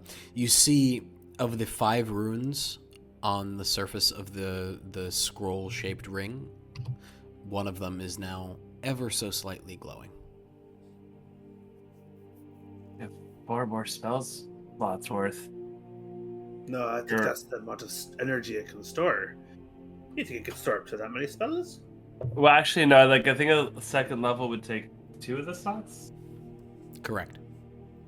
Yeah. Okay. It can Wait, hold so up to this is- 5 slots worth of spells. So Right. it can hold more spells. It can. Yeah. Can you choose? You can choose the spell Yep. that's cast. Yep. Do you have Here's to the attune to this question. item? Yes, absolutely. You have to attune to this Okay. item. Who's attuned to it? Are you kidding me? That would be I so actually don't broken. know who's wearing it. I had it in my inventory, so I think I've just been either wearing it or holding onto it. But yeah. If you're not Um, attuned to it and you cast the spell, I will allow you to retcon it. But it would have no effect unless you're attuned to it. Okay. You mean like to cast? Oh the no, spell that's not into true. You can cast into it. It's just no one can cast from it until they attune to it. So one of the runes is glowing. Can you attune on Foundry? Yeah. You have to edit. If you edit the item, it's an effect. I think there might be a button for it. You have to like edit. Oh yeah, it says attuned. Mhm. When I would look in the edit thing. Okay, cool. Anyway, all right. So yeah, well, maybe invisibility would be good at a pinch. Sure, I think that'd be fantastic. All right. This is the new one from the spellbook we found. Sort of take my wand out and like do like a spiral pattern over the ring and Is that what the elven mage did, the one we fought? yeah, maybe. Yeah, and it kind of looks like heat wave, like an invisible energy going into the ring. When she disappeared and the commander saw her through his crossbow.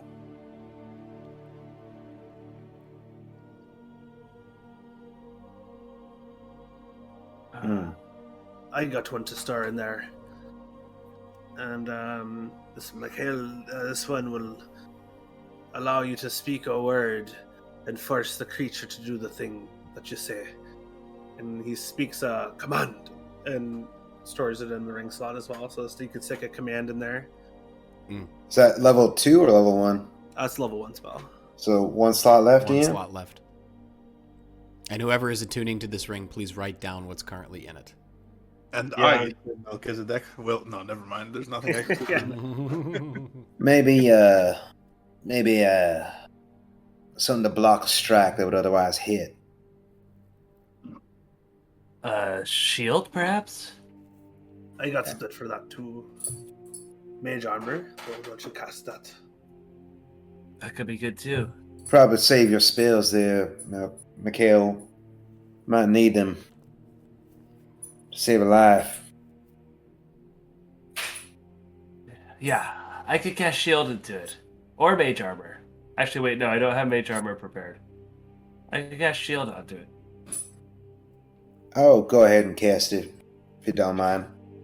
And you, Eredh, yours was Cure Wounds. Was that the spell? Correct.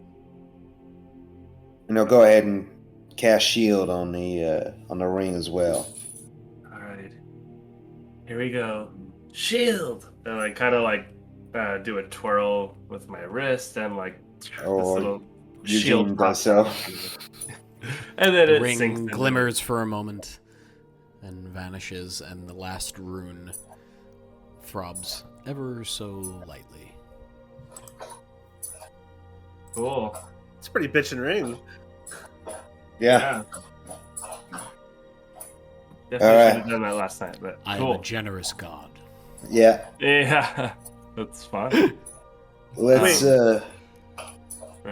Let's DM rip. question: can Yeah. non-casters cast the spells in the ring? Yes. Anyone who's You attuned cast it to from it. the ring. Correct. It's like a spell scroll that you just keep feeding, but Mhm. it only takes 5 charges. And it Keep doesn't track require of an which Arcana check? spells are in the ring and who cast them. Because when you cast them out of the ring, the DC, if there is any, that an enemy will have to roll, is equal to the DC of the person who cast the spell. Yeah. Don't you have magic? You have magical items enabled, right? Like theoretically, we could put that in there. You could just You can. like, Yeah.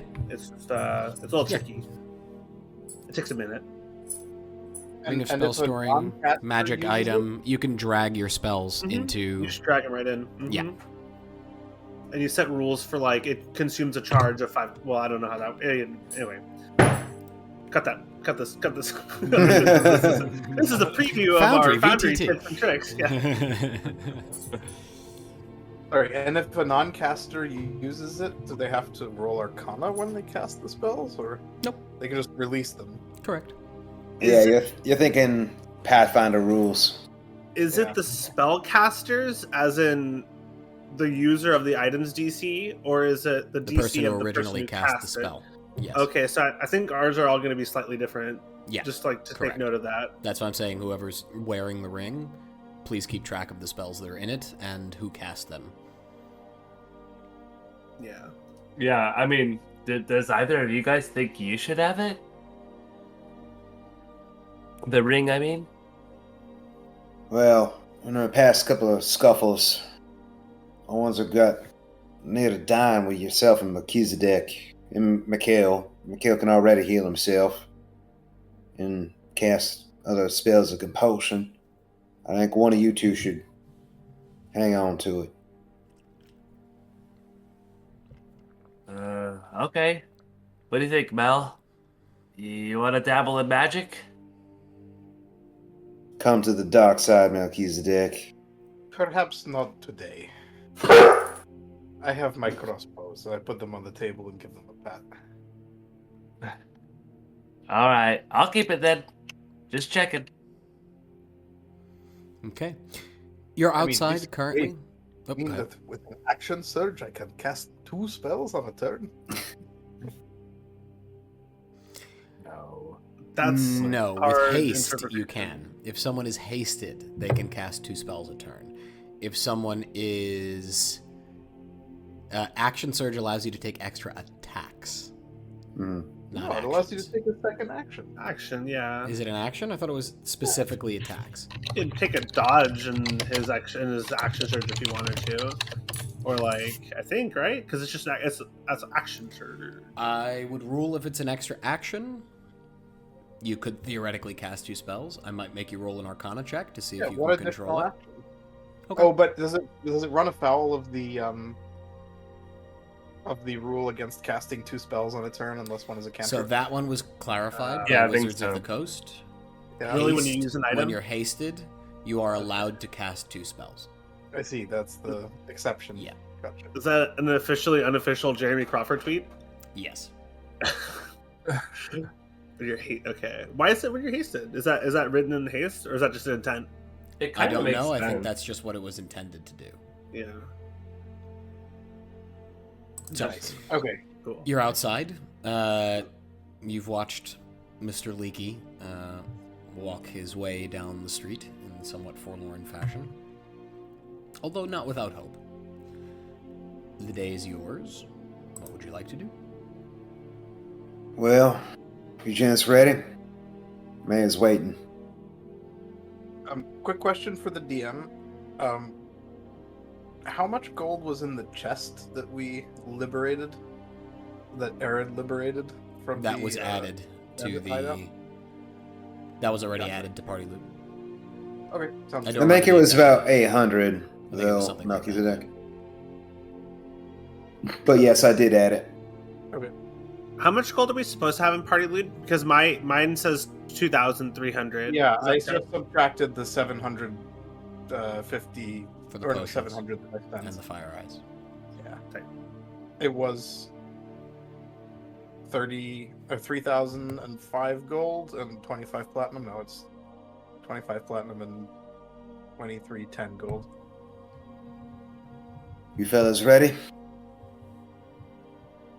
That as I'll ever be. I guess so. I All don't right. know. I probably should just keep my mouth shut. I think I'm learning. We're letting Mikhail do the talking. There's some deception to be made. He's best equipped to do it. Oh, yeah, that's right. By the way, Eugen, if you hear some guards talking about a crazy, odd, weird fellow named Eugen, just simply disregard it. Huh? Onwards! Eredh gives him a weird look. You see Mikhail with a explaining. pep in his step just walk away from you as you stand there baffled. I'll never understand that, man. Well, let's get to it. Okay. Anything you wish to do along the way, you will pass several stores if you want to pop in. And just before you reach the base of the hill with the path leading up to the Mayoral Residence, you will pass the Dragul Inn as well. Oh, I'd love to pop in and settle up with Boris if there's anything outstanding. You open the door and there's the familiar face of Boris behind the bar, polishing his same usual glass. Oh, right. It's been a while since I seen you. Start to get worried, Morning, I Bob. did. Oh, we're around. I've just been staying elsewhere with a friend. Elsewhere. You haven't been staying Not at the another carriage inn. tankard, have you? Oh, not at all. No, I made a friend. You remember Eredh? I do. Half-elven chap. He kindly extended a berth at his domicile. Well, that's kind of him to rob me of my best customer. I'm sorry, Boris. I'll be back, but I'm going on a trip for a while. Wanted to make sure everything Where is you off okay. to? If you don't mind me asking. Possibly to Velitria on business. Right. Like me to keep the room for you? Well, if someone else wishes to rent it, I would not deprive you of the coin. All right. Short-term rentals only. But take care of yourself, okay? Yeah, you do, Mel. You do. I'll be back. Right. For another. By the way, Yes. been hearing about the mine opening back up. Maybe a smeltery or two as well. You got Things anything are to do with looking that? up around. Things are looking up around here, eh? Well, won't hold me breath, but it's nice to see it. Maybe get some folk in here drinking again. That's the spirit, Boris. No, those are the Come on. spirits. I'm not gifted enough with this common tongue to make puns intentionally, but Right. I do appreciate a good joke. Well, good luck wherever you're headed. I hope your trip goes well, and I hope to see you soon. I'm back outside.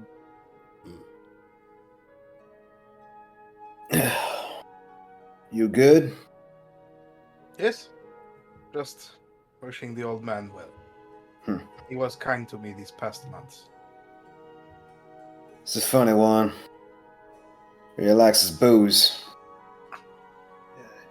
He told a hell of a story about himself, he did. Appreciate any man such as him. All right. To the mayor's. Okay. You remember this path. You've walked it before. As it winds its way up the side of this hill, the wall on your right falls away and curves round as the estate widens here on top of these bluffs overlooking the Red Lake, and the poplar trees at regular intervals up the drive as it snakes up and down through the little eddies. The gardens are just as poorly kept, overgrown, sore need of trimming and gardening and pruning. But you quickly enough arrive at the gate. There are 2 Lightbringers there, dressed in full plate as usual, who just sort of turn their heads to observe you as you approach. Come to report in. Finish the job for the mayor. He'll want to see us. Lightbringer takes their spear, turns it around, and just pushes the gate open. It's not creepy at all. Thank you. No response from them. Right. As you enter, the house looms into view, still just as dilapidated, with the front not necessarily dilapidated. I misspoke. It's could use a cleaning. The windows are a little dirty. The paint, which used to be white, has turned grimy somewhat, and is peeling at the tops of the columns where it joins the tin rooftop. But you can approach. The door is also guarded by Lightbringers, and the same regular guards posted under each window all the way around the house. Okay, you ready for this? I can't say that I'm excited to do it, but I feel pretty ready. I believe in you, old man. You got it. Believed in a lot of things. Strangely, though. Very much myself. That's what you got us for. I regret that. And I think I can thank you kindly for it. Looking over all of the Lightbringers, are they all in full plate armor? Same thing with the visors? Okay. Is James about? We didn't see James heading up into it? No. James we know to be captured by them, held somewhere against his will. Or pretending. Maybe, Right. yeah. We suspect. Okay, well, so allow me to hit the door. And Mikhail opens the door and holds it open for his colleagues. The door is currently locked, so it's... Oh. Yeah. As you push it, allow me to get the door... Oh. Talk to the guards first. Talk to the guard. Come on. Hey, You got this. Sir. He addresses, As you speak, Reinhardt. the individual just turns their head towards you. Lovely day today, isn't it? They take their spear, which they've flipped around again, and just Okay. boom, boom, on the door on the inside, and then place it back on the ground and hold it and stand at attention. You hear a shuffling within. Just one moment. You hear as the big, heavy oaken door opens. Yes? Well, it's you for again. I suppose, come on in. Eduardo, in case you forgot. It's nice to see you all again. You never forget the kind face of a house creature, such as yourself. All right, very kind of you. In, please. It's cold out, and the master doesn't like it when the door stays open. And he shuts the door behind you with a rather loud clang. Just upstairs, please. Just a moment. And they... And once again, you see the cane hits the stairs as he makes his way up. And you can't help but go one step at a time going, oh, come on, man. I know where the room is. But he insists as he takes you up and he knocks gingerly at the door of the mayor's room, which opens. Can I roll an insight check? Yeah, go for it. What, to see if he's actually limping? Well, everyone else is a vampire. It seems stranger to be one that isn't. But he was in the sunlight, right? He greeted us at the door. Mm-hmm. Yeah, he's what are they called? Familiars? You He's, remember from last time, the mayor was too. You asked if the windows were open or if they had shades. That's right. Oh, well, that's a 10 for Yeah, just 10. looking for anything odd about the strange old man surrounded by all these vampires. It's odd. He's very dedicated to his work, but that's not unusual per se. You don't get the feeling he's a vampire, if that's what you're looking for, or anything of that ilk. Okay. As he knocks on the door, it swings open a little bit. Oops, I should have left it open. You see inside the white hair of the mayor, Petrov Yankovich, as he's sitting at his chair, which he's moved. And he's sitting currently in front of the painting of a woman that Eugene believes to be the Sanguimancer, and holding in his hands sword that you recognize, and just sort of looking at it. Eredh curses under his breath. Fuck. Oh, excuse me. I was lost in thought. And he stands up and lays the sword back down. Do we feel anything with it out of its case? Any negative emotions or anything like that?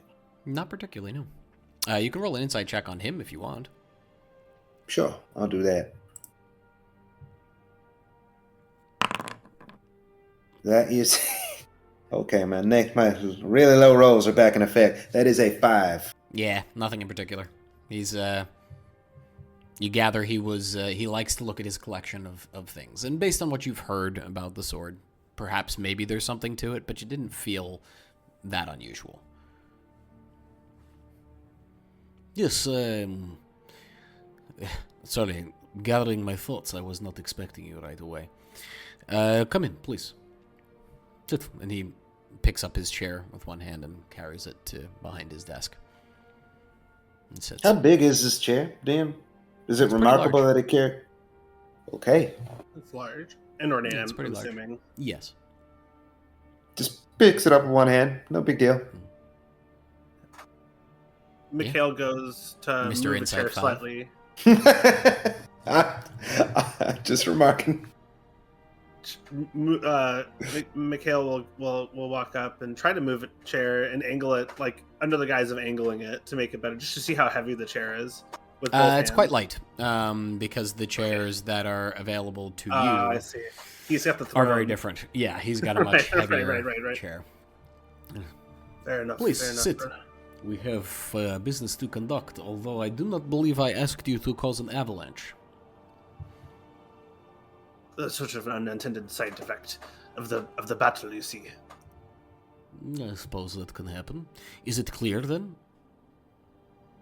No, we didn't have time to clear the dungeon of the bandits. Yes, it is Yes, it's clear. what I asked you to do. It is clear. We slayed all of the men. There was a mage among them. I'm sure you'll find her body laid about. Okay, this is good news. I am glad to hear this, and it is nice to work with people who actually do what you ask them to, for a change. The facility itself, what were they doing there? As far as we could tell, they had barely been scratching away at the back wall. We didn't go very far before we were confronted in sort of this big room with chains. And when they came out to blasting, we killed them all. Roll a deception check.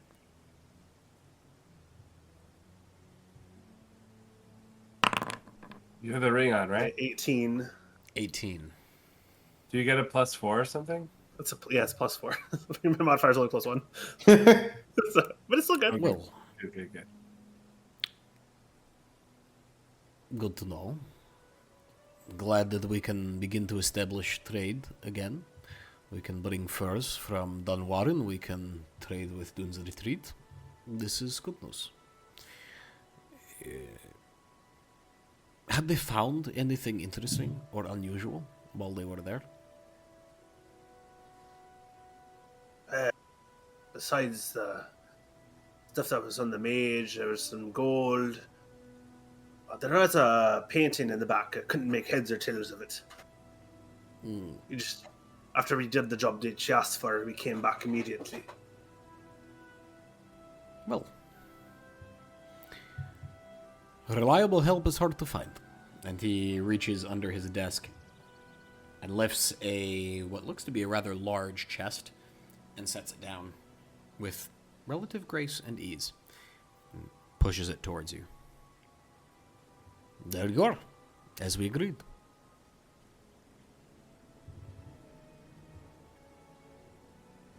How much was that? I'll add it to the party loot. 4,000. 4,000.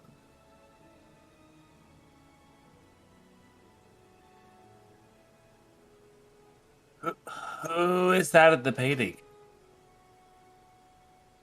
The painting? Why do you ask? Just, she looks very pretty. She was even more beautiful in life. Someone important to me.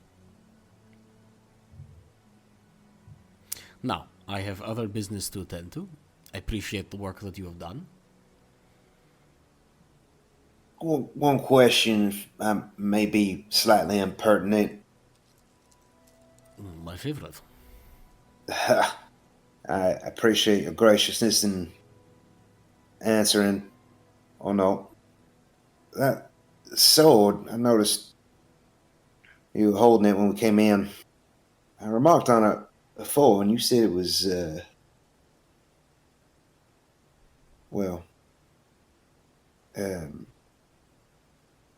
not something that, you just seemed quite attached to it. Was it hers? This important person to you? It has been many people's. At one point it was hers. I hold it sometimes because it is a beautiful item. It is perfectly balanced, and for a while in my life I was quite the duelist. She was a fighter then. He taps his... Wait, were they disarmed? No, right? No, you were not disarmed. He taps his... Question. He must have been a fighter then. Are you wearing Hakon's last stand? Fuck. No, Fuck.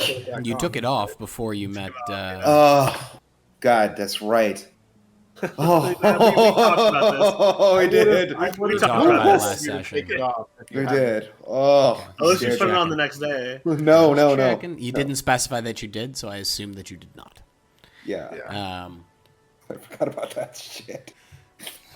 Close call. Keen mind, everyone. No, what? I got this. I got this at the gift shop. It's right. It's right outside. It's a replica, man. Yeah. To be fair, you also It's a said it looked cosplay. like some kind of, rundown. I mean, I guess I don't know. You said it looked kind of mundane, right? Yeah, it did. Very mundane. So unremarkable in appearance. Yeah, not to someone who fought Hakan, though. I mean, yeah. Anyway, she must have been quite the fighter then.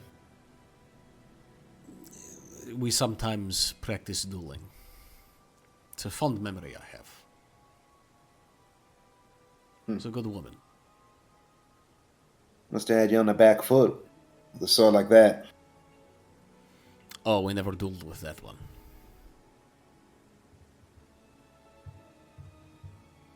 Well, that was my question.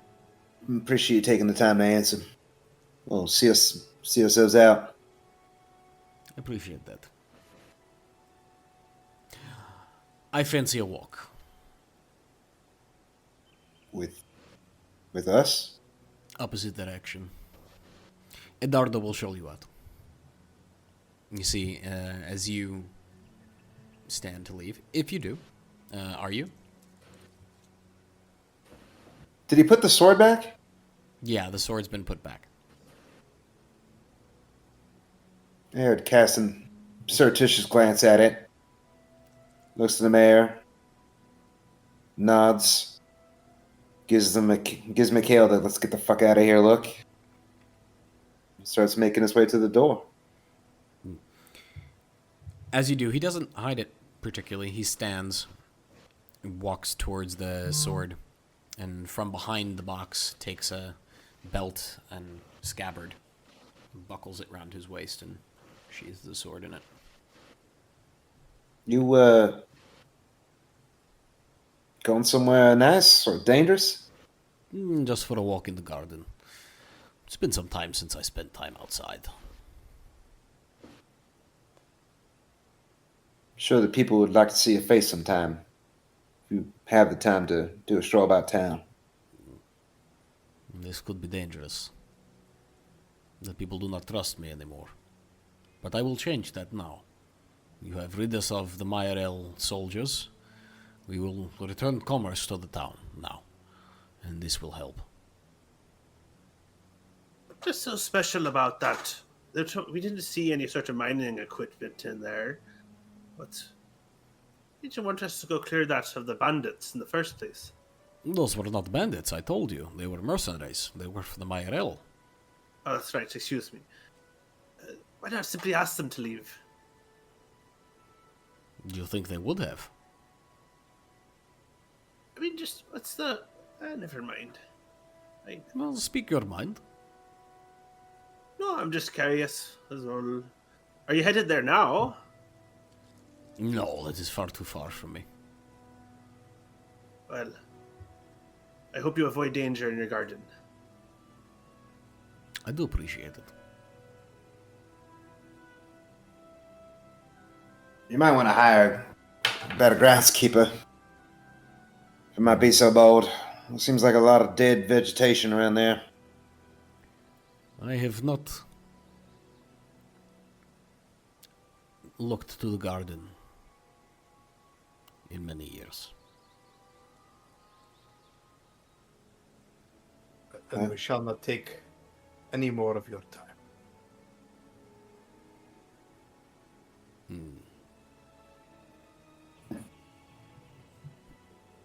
Edardo opens the door. Work done again.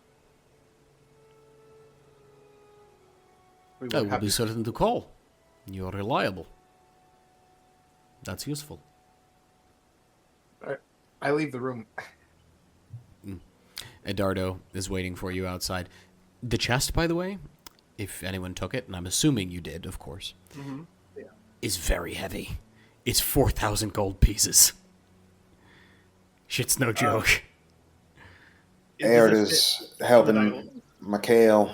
Well, all right. Does it fit in the bag holding? That's a great question. Yeah. Okay. Fits in the bag holding.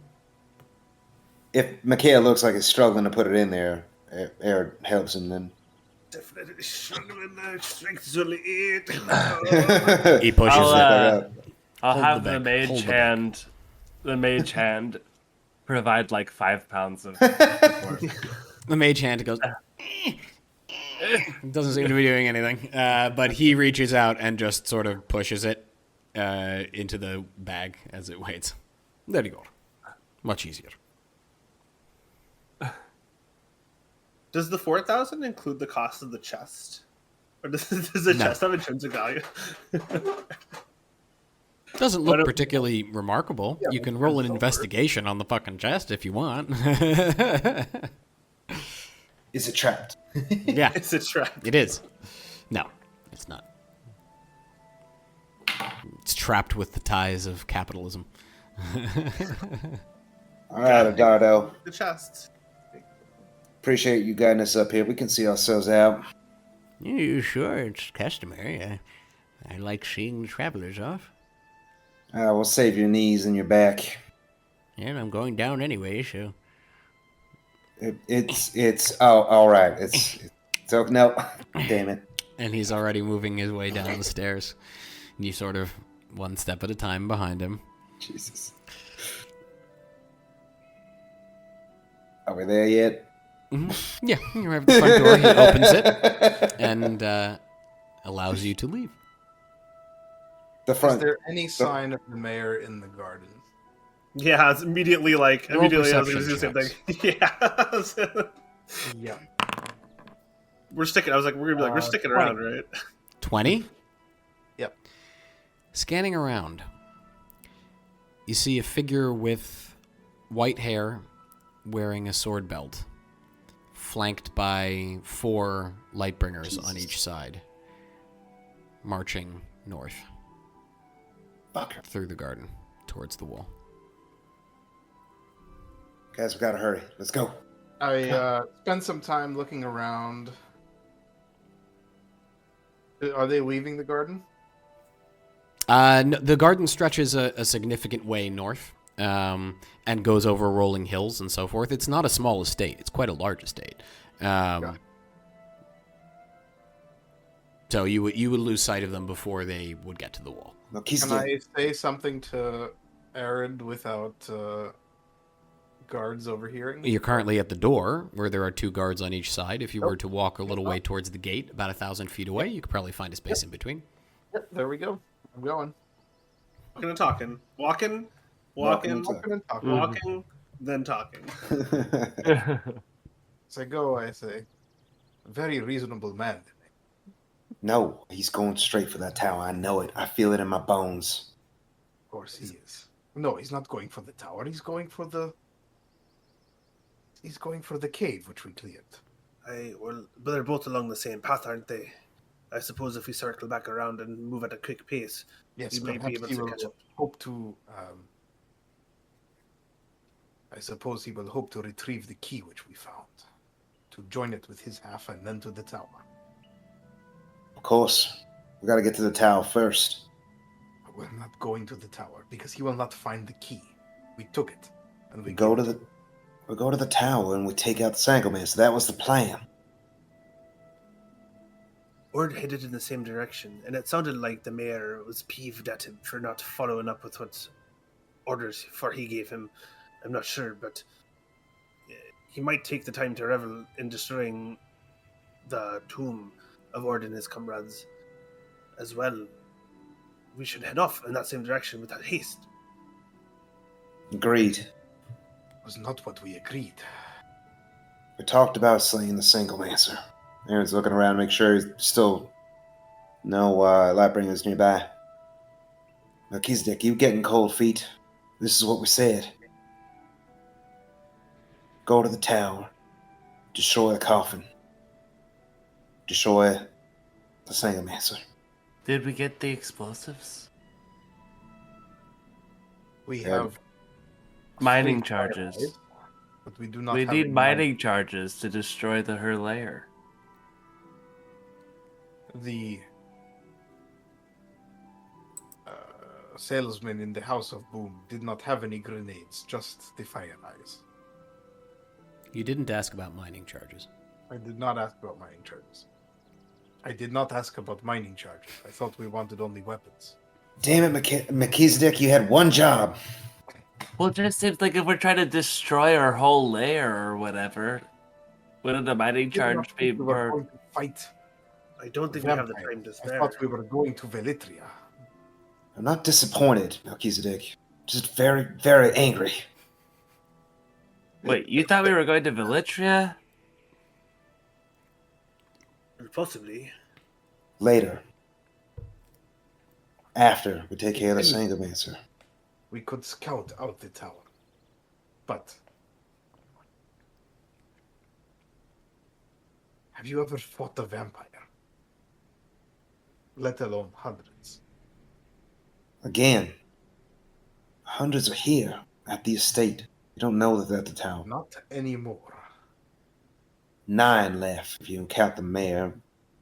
Seems to be walking just fine. And by the way, that man must work out a lot. Also, if he is in the sun, is he actually a vampire? He's something. No one could do that. Not easily. Without some sort of magic. Wait. Maybe we should be looking for the mayor's lair underneath the mansion while he's gone. I think we stick to the plan. There are hundreds of Lightbringers here, that we know. Okay. What is more, he took the sword. You don't think that it is the sword which gives him the power to walk in daylight? I have no idea. He looks over to Eugene.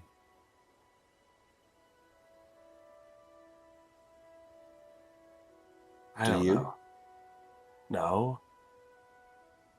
Not really. There is the possibility, of course, that he is something greater. Well, it doesn't change what we need to do. I do not object to following him to see where he goes. Well, It we're is a walking, fight with him. we're walking in the same direction anyway. Go to the tower. We're likely to see him if he's indeed on the way over there. Or the fortress we caused an avalanche in. Either way, we should get moving. We'll have to make do without the charters.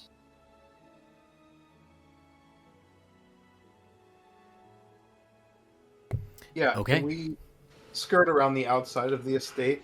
Hopefully faster than the mayor, so we might see him leave it.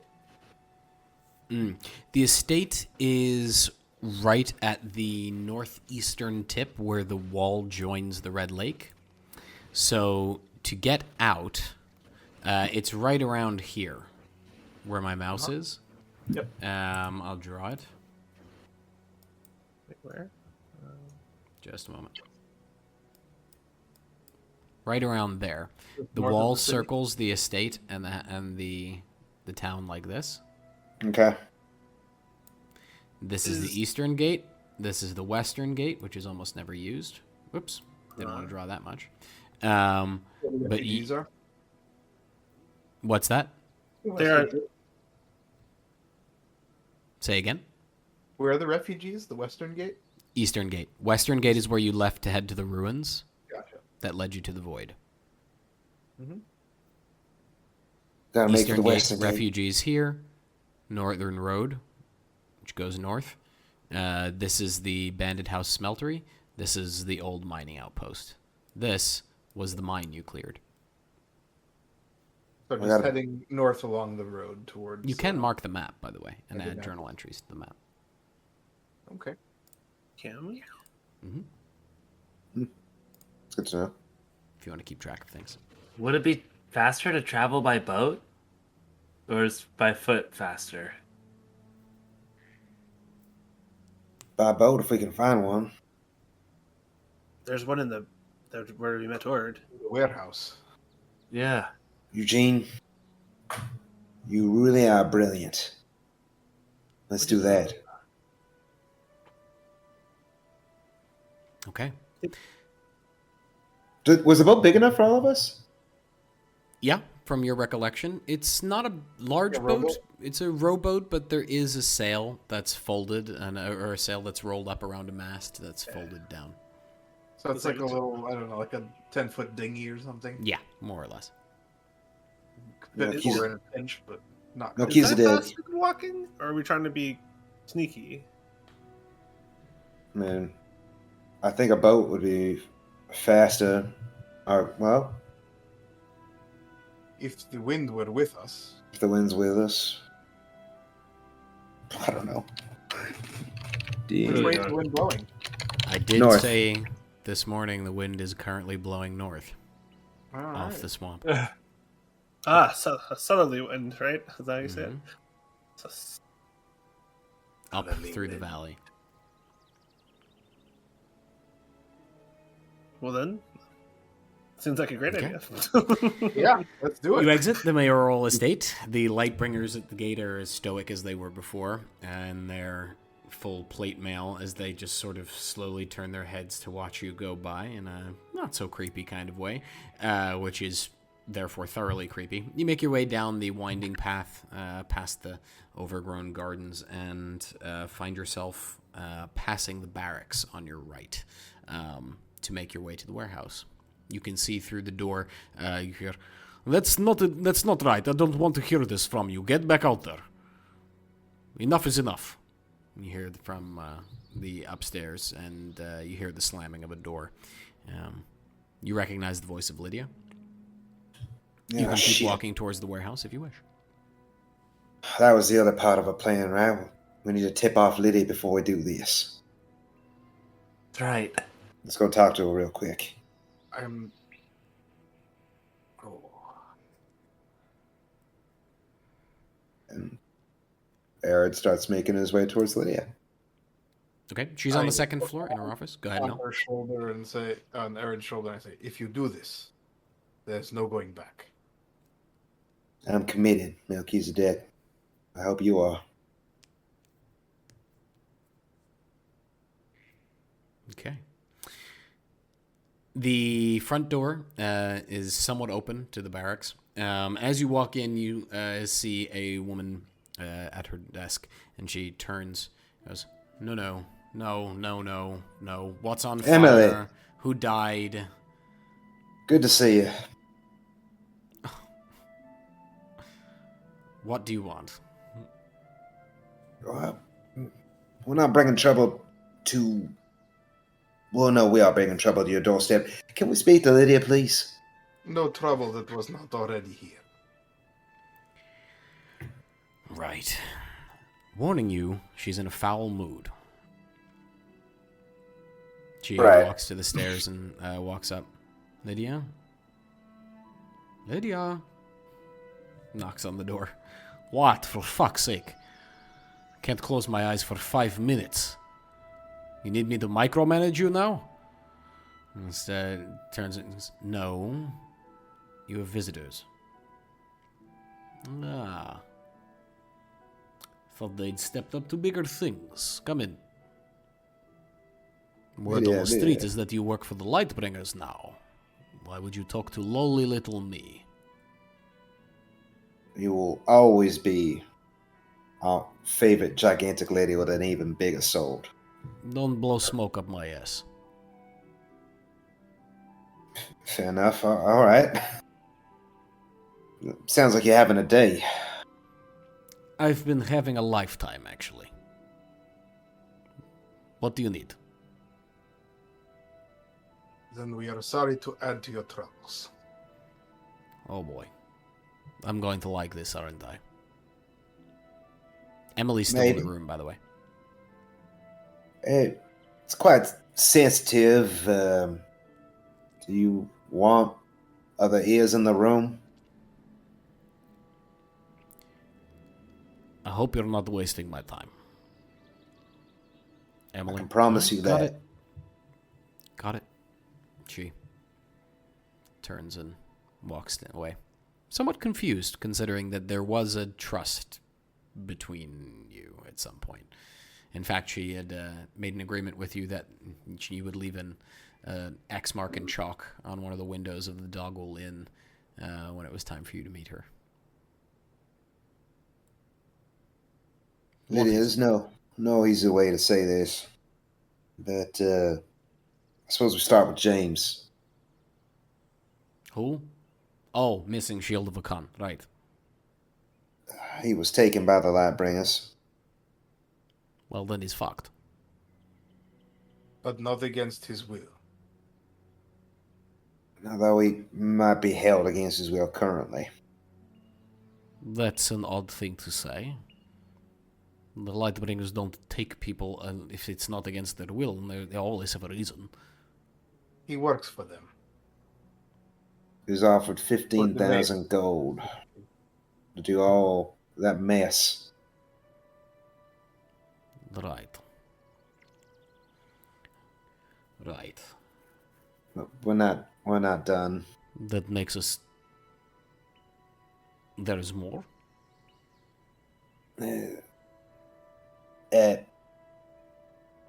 No easy way to say this. I feel like I've said that a couple times. The Lightbringers are all vampires. Had me for just a moment. Yeah. I appreciate you brightening my day with a little bit of humor. It was not a joke. Eredh reaches for the bag of holding. Eugene, pass it over. You better have proof. There you go. I went to Fortress at the behest of Lightbringer Ord and the mayor. We found there a journal of Arcan himself and some sort of key, as well as coffins. all of which had the names of some of the Lightbringers. Lightbringer Ord among them. He reaches into the bag of holding and pulls out an armor. This is the armor of Arcan. We found that there too. I've seen drawings with this armor. I have no doubt. When I was growing up, my mother had a book in the library that was written by Arcan.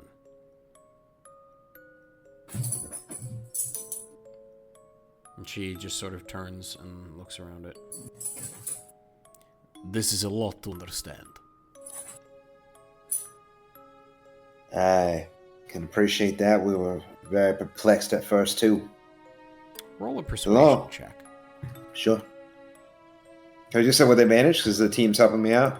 I was gonna say, we don't have the journal anymore. That's why it's not with advantage.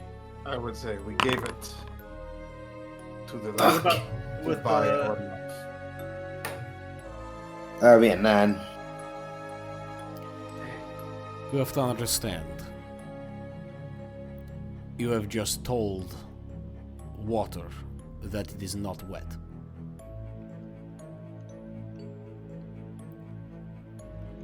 I am processing. Lydia, the mayor has left his estate. That is He his did so. prerogative, although it's unusual. He hasn't done so in 2 years. You know this. Town knows this. Where did he go? If he came down, he would have told us first. We would be escort, I would imagine. North, wearing the sword of the Sanguimancer. We suspect. He has Sorry, a go ahead. sword of the Sanguimancer? Let the mage explain. Yeah. Perhaps you better start from the beginning.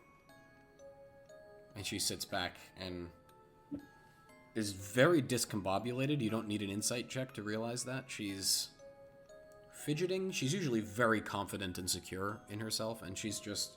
her facial expression is all kinds of wrong for her. Well, you see, it all started when Right. You I'll relay just- the story to her. When... It all started with a man called Khan. Yeah, exactly. Roll Yeah. a persuasion check. Once again. I'm Since assuming. everyone is involved, you may roll it with advantage. Whoever I'm assuming my wants to- 9 stands, DM. Yes.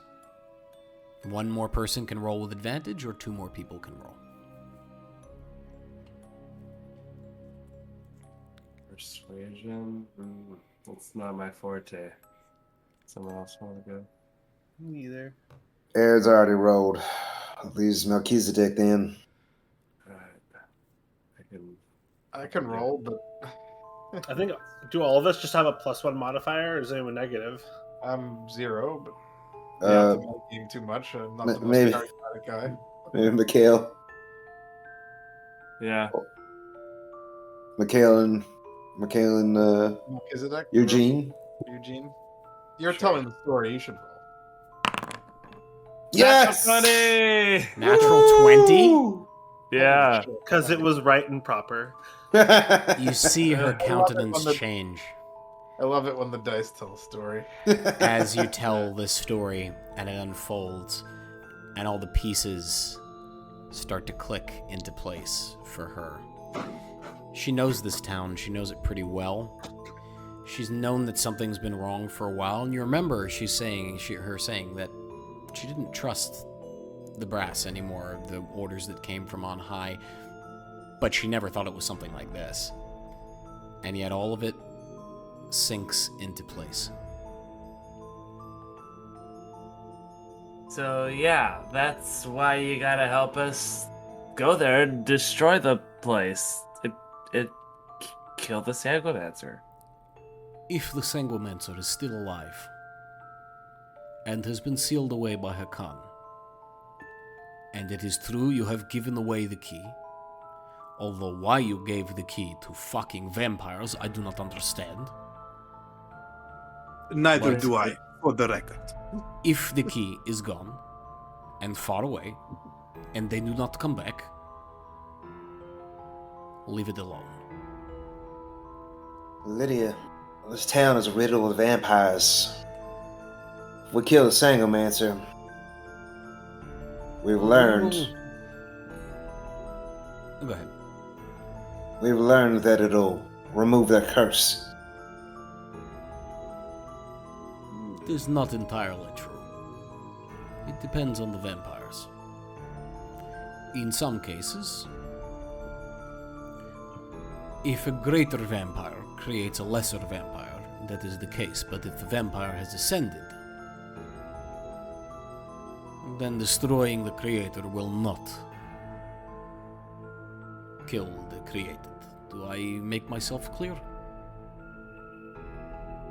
So you're saying The mayor has ascended.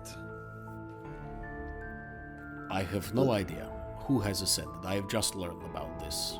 But I studied vampires because at one point in my life I wanted to become a Lightbringer.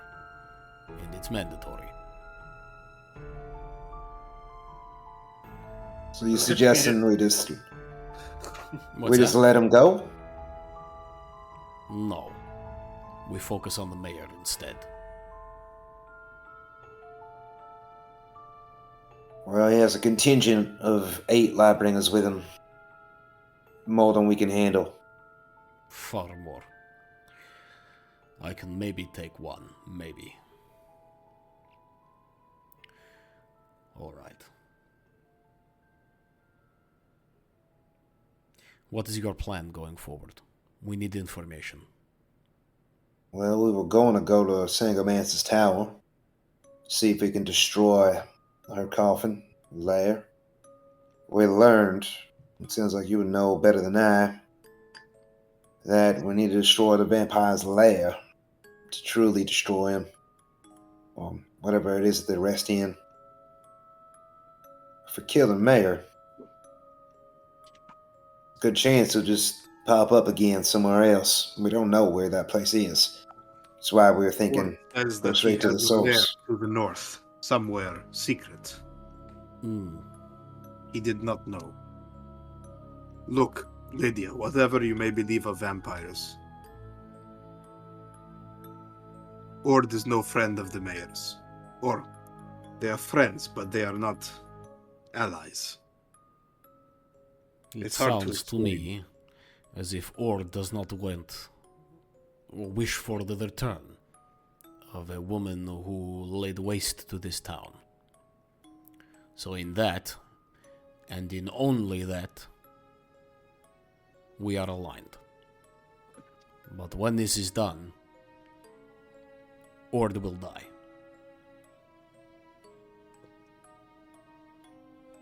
You know, I think When he'll the get his Sanguimancer is dead, Ord will die anyway.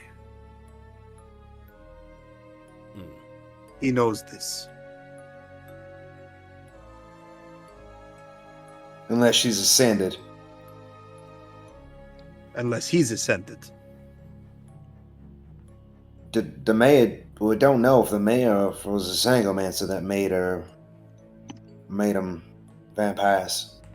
Well, you know it was the Sanguimancer that made Sanguimancer Ord. made Ord a vampire. Those Right. the original 5. Yeah. It was They a died. Sangomancer. Yeah.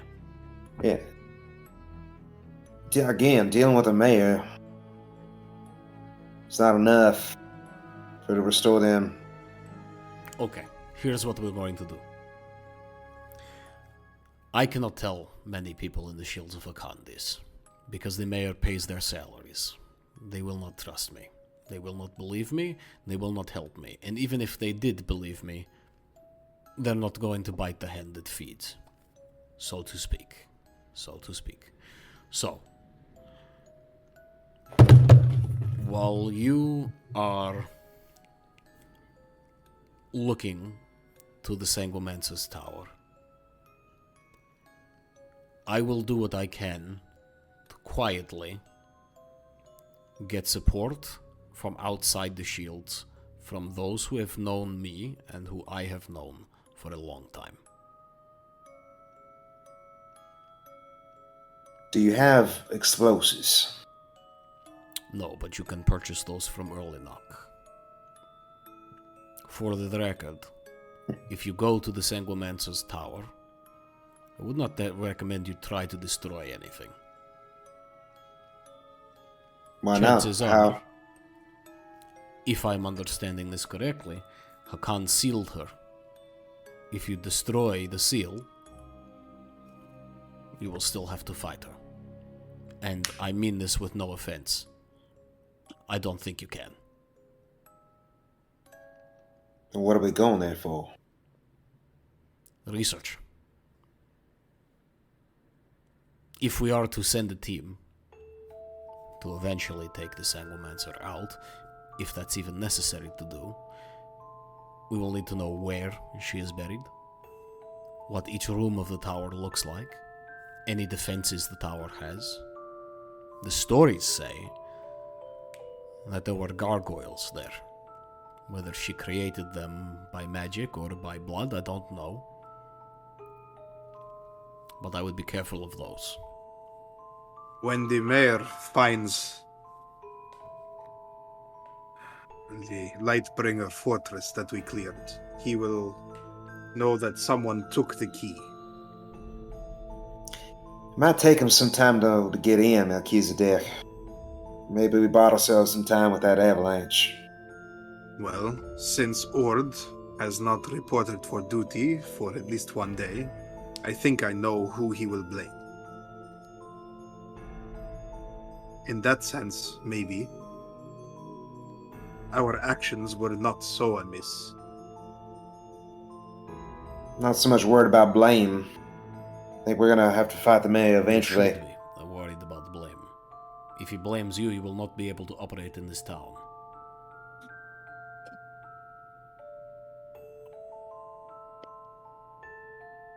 Right, you make a good point.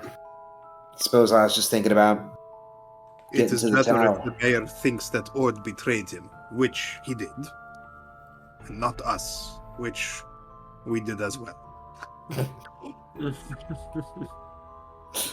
Is there anyone you haven't betrayed?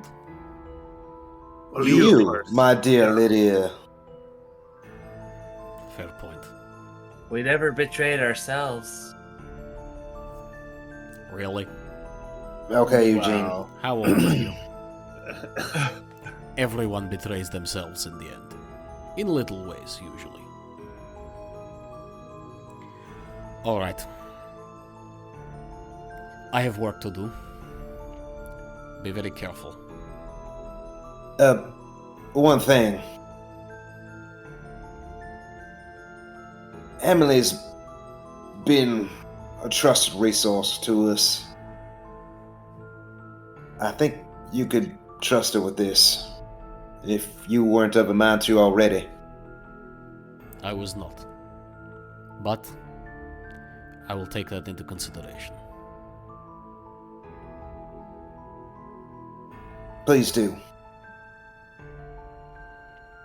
Is there anything you need from me? Do you have anything that might help against gargoyles? Advice to give? They look like stone. Careful. I Alright. remember reading that.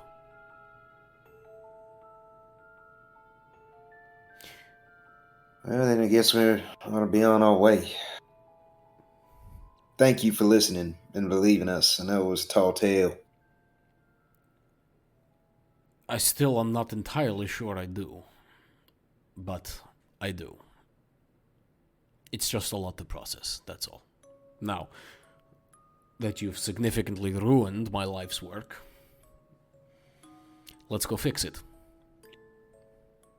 Sorry about that. It's alright. Look at it this way, Lydia. You'll have a chance to be the next Hakan. I mean, Shields of Hakan get to say that. Shields of Lydia has a nice ring to it. You smooth talker. Roll another persuasion check. Wait, do I get a girlfriend out of this?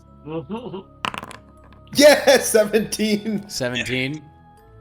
You see her just kind of like flex her neck muscles a little bit as she does this, and just you see her trying to hide a little bit of a smile when she cracks through one corner of her mouth. You've never seen her smile before. She's not a smiley person. Just kind of, well, I think perhaps we are getting ahead of ourselves. And the smile's gone. She manages to get control of it. Aaron blinks a couple times, like, not sure if he actually caught it. Right. We'll come back and report in after we find whatever is to be found there. You be ready. We'll do our part. We're going to take a boat north from the docks. We do not wish to cross the mayor on the road. If I understand correctly, it's unlikely the mayor will go further north than that outpost once he realizes the key is gone. We don't want to encounter him on the road by chance, you see.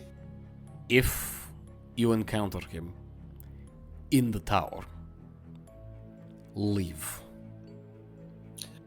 That man is really strong, by the way. Good to know. Yeah. You said if we encountered the mayor at the tower, leave? Yes, is what she said. Why? No offense, once again. There is no chance in hell you can fight him on your own. Okay. Right now, he does not necessarily suspect you. Most chances are good he blames Lightbringer Ord. But if he sees you in the tower, he will know it was you. Gotcha. And this serves no one. Sneaky approach, then. We can do that. Hug the western You bank. said we're gonna have to fight this. Didn't you say we stand no chance to get the Sanguimancer, and if we blow up the place that she sleeps, we'll still have to fight her? Yes, so we're not going to blow it up. We're scouting it. Just scouting. Okay. Hug the western bank. In the boat. The Twisted Crags are not a friendly place. But if you're worried about the mayor on the road, the western bank is safer. Will do. Right. Very well. She stands up, and as you leave, she's just standing looking out the doorway to the balcony of her office, just with like her hands hanging at her side, like floored. Could completely... Don't do anything stupid before we get back. You mean like take my silver sword and charge at the Mayoral Residence? Something like that. It crossed my mind. Mm. But it would only end in my death, and Shields of Lydia has a nice sound to it. She turns back around. Ered walks out. It's around midday now. You're not very far from the warehouse if you wish to set off. There is the General Emporium along the way if you wish to procure food and supplies and so forth, which is easily done. You can stop in, and probably costs you about a gold piece each for 10 days of rations and food. Yeah, for sure. But you very easily enter into the warehouse the way you did before. The door is not locked anymore, as somebody smashed the lock last time, or 2 times ago. I'll mark down the gold. Okay. Ered will take some time to grab the sending stone. How many words do I get? 25. 25 or less. Ord. The mayor is going to check the fortress. He will likely blame you. Be on guard. Lydia is on our side. Keep the keys safe. A moment passes, and you get the response. Eredh, that is good to know. We are safe and staying quiet. Let us know when it is time for us to return. Be safe. He turns and relays the return message to the party. Okay. Would you like to since we're getting some supplies and whatnot, we'll try and buy some explosives as well. That will be the other direction. The early Nox or Iberim's House of Boom is back down the main thoroughfare. Never mind. Okay. What would you like to do? Are you setting sail? Setting sail. Anything anyone would like to do beforehand? Interesting contraption, this sailboat. You know, the Danis have... I think it would translate to ships of the desert. They are like floating caravans with sails. We use them to cross the dunes. Wait, I have never been in a boat. you mean you don't know how to sail? I know how to sail, but not a boat. Mikhail? She's asking me for. Do you think I know anything about sailing about? Eugene? I read a guidebook once. Oh, God.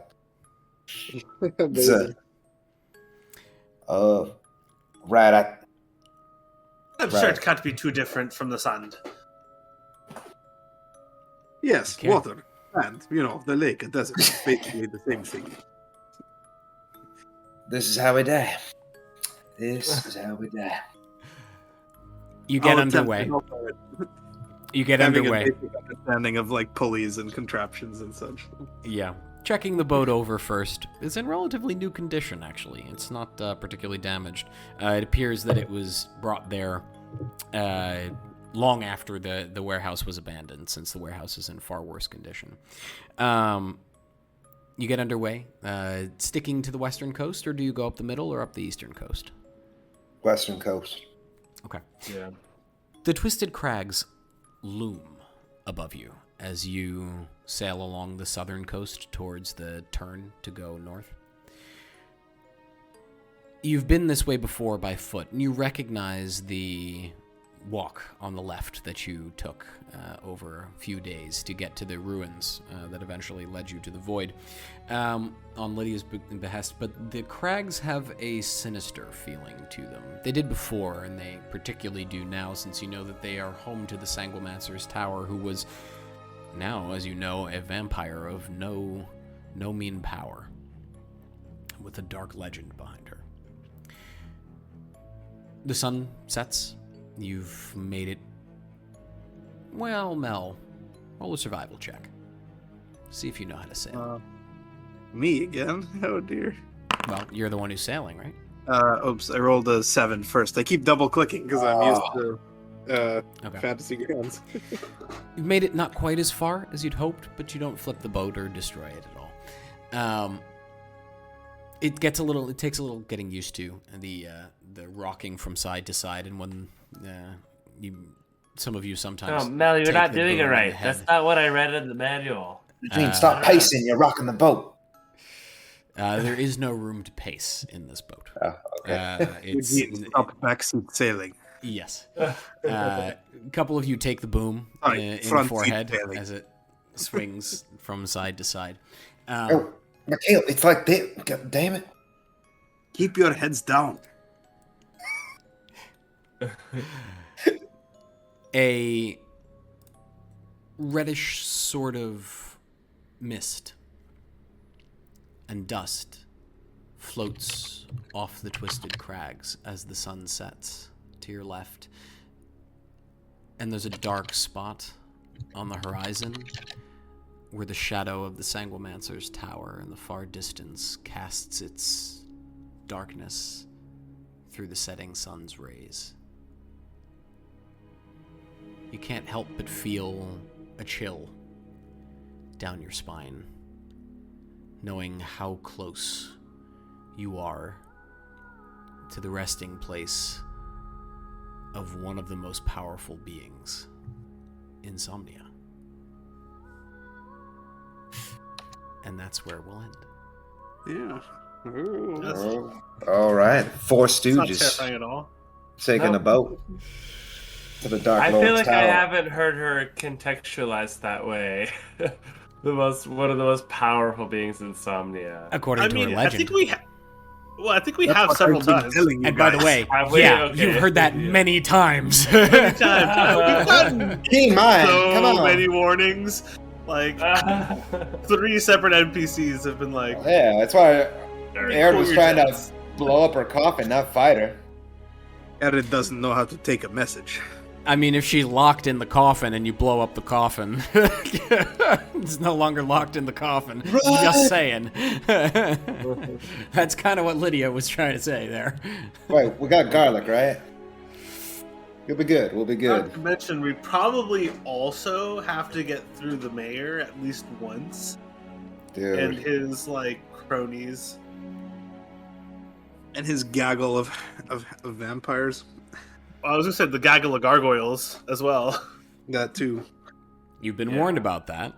Had you not talked to Lydia, you might not have been. Although, We have to go during the day then, right? I believe it was Kara. No, not Kara. Yeah, Kara Buxley, one of the 5 original Lightbringers, who was like, yeah, her gargoyles like tore people from their beds every night. Yep. Right. Oh, I don't remember saying I remember her saying just they were abducted. Yeah, to die in the darkness, I believe Kara said. Yeah. So Yeah. would be interesting. Great music, man. That was a great transition. I love it. I always appreciate a good tune to support the atmosphere.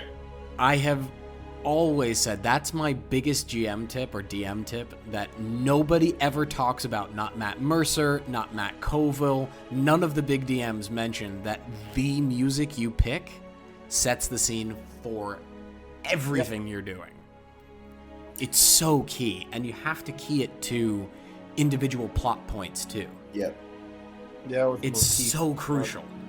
Although I somehow often have the feeling that not everyone cares quite as much as some of us do. Or like it doesn't That's probably true. feel or mean quite the same. But That's possibly true. I think this group, it like you guys pick up on it.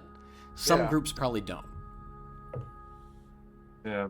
I definitely try to set a vibe. I'm always try to be very particular. yeah, Which music I play.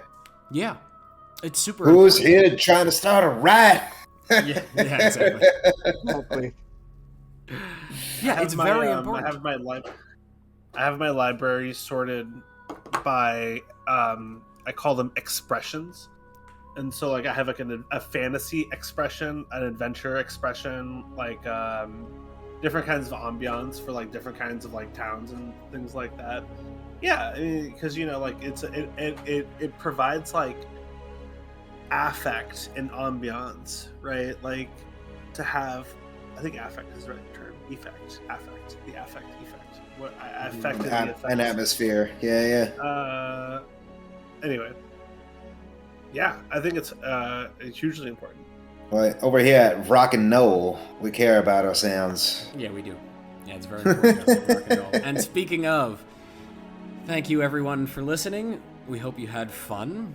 Next episode is going to be crazy, and we hope above all that you have a magical night. We can't fuck it yet, but it can register for the army given parental permission. I'm there's ending the that. fucking recording.